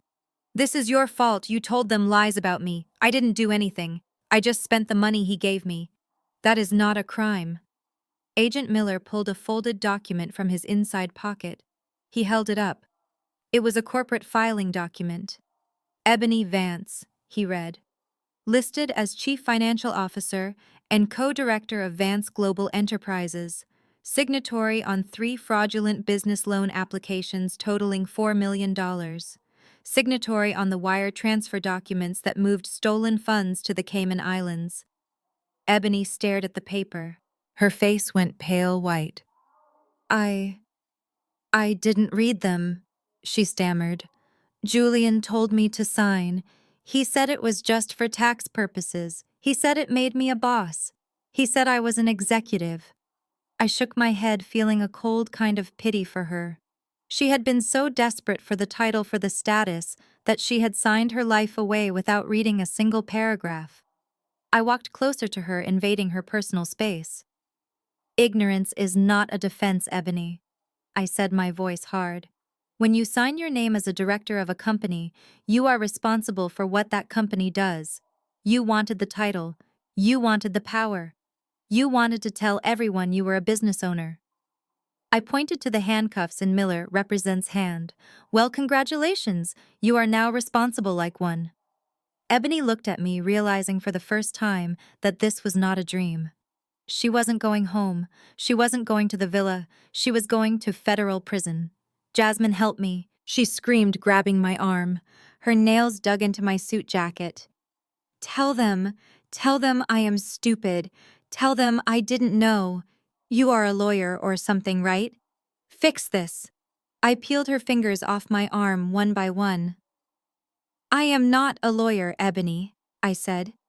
"I am an accountant. And I am the one who gave them the documents with your signature on them." Her eyes widened in horror. You? You turned me in. You stole from our parents, I said. You helped him mortgage the house. You watched him humiliate me and you laughed. You weren't a victim, Ebony. You were his partner. I nodded to Miller. Do it. Miller spun her around. Ebony screamed as the cold metal cuffs clicked around her wrists. It was a primal, terrifying sound. I didn't know. I didn't know. Mommy, Daddy, help me. At the sound of her screaming, chaos erupted near the stage. My parents, who had been sitting in a state of catatonic shock, suddenly snapped back to reality. They saw their golden child, their princess, being manhandled by federal agents. My father Otis let out a roar and charged forward. "Get your hands off her!" he yelled, his face purple with rage. "That is my daughter. She is a good girl. She didn't do anything." He tried to push past a police officer, swinging his arms wildly. The officer shoved him back easily. "Sir, stay back," the officer warned. "Do not interfere." My mother. Veretta was right behind him. She was wailing, tearing at her sequined dress. "No, not Ebony. Take Jasmine. Jasmine is the jealous one. She set this up. Ebony is innocent. She is just a baby." I watched them. Even now, with the truth laid bare, with the evidence projected on a 20-foot screen, they were trying to trade me for her. They were willing to rewrite reality to protect their delusion. They reached the barrier of police officers just as Miller began to march Ebony toward the exit. Ebony saw them. "Mommy, don't let them take me. I don't want to go to jail. I can't wear orange." Veretta lunged, grabbing onto the sleeve of the police officer, trying to claw her way to her daughter. "Please, she didn't mean it. She just signed the papers. She doesn't understand business." The officer pushed Veretta back harder this time. She stumbled, her high heels twisting on the marble floor. She fell heavily, hitting the ground with a thud that shook the sequins on her gown. "Veretta," my father screamed, dropping to his knees beside her. But Veretta didn't get up. She lay there clutching her chest, her mouth opening and closing as she gasped for air. Her face was turning a terrifying shade of gray. The stress, the shock, the loss of the money, the arrest of her favorite child, it was too much for her heart to handle. "Mom." I took a step forward, my instinct to help kicking in for a split second. But then I stopped. I saw my father looking up at me from where he knelt beside her. His eyes were filled with a venom so pure it was almost palpable. "You did this," he hissed at me. "You killed this family. You are a monster." I looked at him.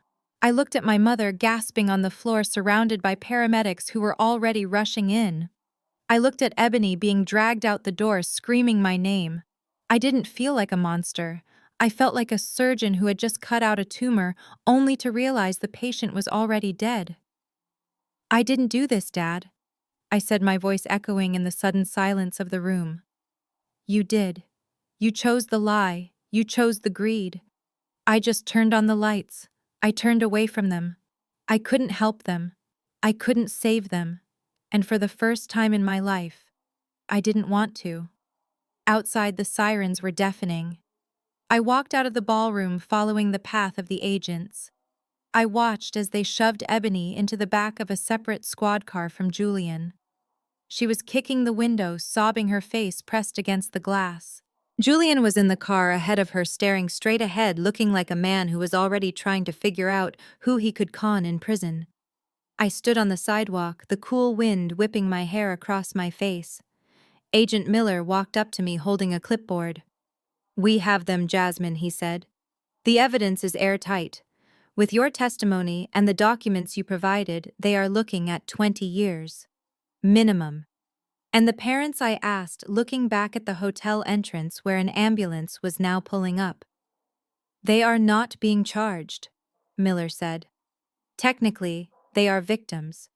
They lost the house. They lost the money." I nodded. They lost more than that. I walked over to the black car waiting for me. I opened the door, but paused before getting in. I looked at the ambulance. I saw them loading my mother onto a stretcher. She was conscious, but she looked small, broken.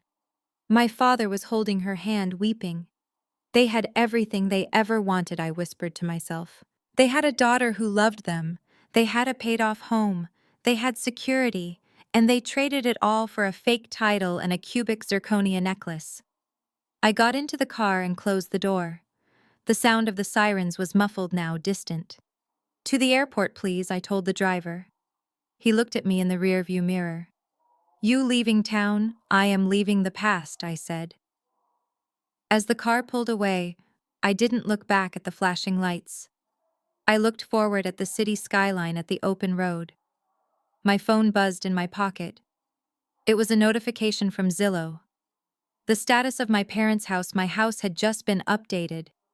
Notice of default. It was over. The house of cards had fallen, and I was the only one walking away from the rubble. 1 week later, the ink on the contract was still wet when I slid it across the mahogany conference table. The lawyer, a senior partner at one of Chicago's most prestigious firms, smiled and handed me a cashier's check. It was a tangible, heavy piece of paper. The amount printed on the center line was not a promise. It was not a projection. It was $10,200,000. I picked it up, feeling the texture of the paper under my thumb. This was the true value of Grandma Rose's land. It wasn't a resort for fake investors in Dubai. It was a conservation easement sold to the state, preserving the forest forever, while compensating the owner at fair market value. Julian had been right about one thing. The land was a gold mine. He just lacked the patience and the legality to mine it correctly. I folded the check and placed it into my purse next to my passport. I stood up, smoothing the lapel of my trench coat. "Thank you," I said to the lawyer. "Please ensure the trust is established by the time I land in New York." "Consider it done, Ms. Jenkins," he replied. "Or should I say Ms. Vance?" I smiled. "Just Jasmine, please. I am dropping the last name. I am starting fresh." I walked out of the office building and into the crisp autumn air. The wind off Lake Michigan was sharp, but it felt cleansing. I had spent the last week in a whirlwind of depositions and packing. I had given my statement to the FBI. I had handed over the hard drives. I had watched the news reports of Julian's arraignment, where he pleaded not guilty despite the mountain of evidence crushing him. Ebony was still in federal custody. Her bail had been set at $1 million. My parents, having no assets left, could not pay it. She was currently sitting in a cell wearing an orange jumpsuit that definitely did not fit her aesthetic. I walked toward the curb where my town car was waiting to take me to O'Hare. But before I could reach the door, a voice called out from the shadows of the building, "Jasmine." I stopped. I didn't have to turn around to know who it was. The voice was ragged, broken, stripped of all the arrogance that had defined it for 30 years. I turned slowly. Standing near the entrance of a parking garage were Otis and Veretta. They looked like ghosts of the people they used to be. My mother was wearing a tracksuit that had seen better days. Her hair pulled back in a messy bun, her face devoid of makeup. My father was unshaven, his shoulders slumped, wearing a jacket that looked too thin for the weather. They walked toward me, but they didn't stride, they shuffled. "We have been waiting for you," my father said, his voice hoarse. "We called your office. They said you were closing the deal today." I looked at them. I felt nothing. No anger. No pity. Just a strange, hollow distance. "What do you want?" I asked. Veretta stepped forward, reaching out a hand as if to touch me, then pulling it back when she saw the look in my eyes. "We lost the house, Jasmine," she whispered, tears welling up in her eyes. "The bank came yesterday. They changed the locks. We slept in a motel last night, but we ran out of cash." She looked at my purse. She knew what was in there. She knew I had just sold the land. "We have nowhere to go," she continued, her voice trembling. "And Ebony, oh God, Jasmine, Ebony is terrified. She called us from the jail. She needs a lawyer, a real lawyer, not a public defender. She says she is being bullied. She says the food is making her sick. I listened. I let them pour it all out. The misery, the fear, the consequences. We need help, Dad said, looking at his shoes. We made a mistake. We know that now. We trusted the wrong man, but we are family. You can't leave us on the street. You have millions now. Just buy the house back. Pay Ebony's bail. We can start over. We can be a family again. I stared at him. He truly believed it was that simple. He thought that money could fix the betrayal. He thought that my role as the fixer was so ingrained in my DNA that I would automatically open my wallet to stop their pain. I opened my purse. My parents' eyes lit up. I saw the spark of hope. I saw the greed reawaken just for a second. They thought I was reaching for the check, or a credit card. I dug past the check. I dug past the passport. I pulled out my wallet. I opened the billfold and extracted a single crisp $50 bill. I held it out to my father. He looked at it confused. "What is this?" he asked. I smiled, a memory surfacing from 12 years ago. "Do you remember the day I left for Howard University?" I asked softly. My father blinked. When I was 18, I continued. I had a full academic scholarship, but I needed money for books, for a dorm deposit, for a winter coat. I asked you for help. You told me that you were saving money for Ebony's sweet 16 party. You told me that if I was smart enough to get into college, I was smart enough to figure out how to survive. I stepped closer, pressing the $50 bill into his hand. "You gave me a $50 bill, Dad, and you told me don't spend it all in one place." My mother gasped, the memory clearly hitting her like a physical blow. "I figured it out," I said.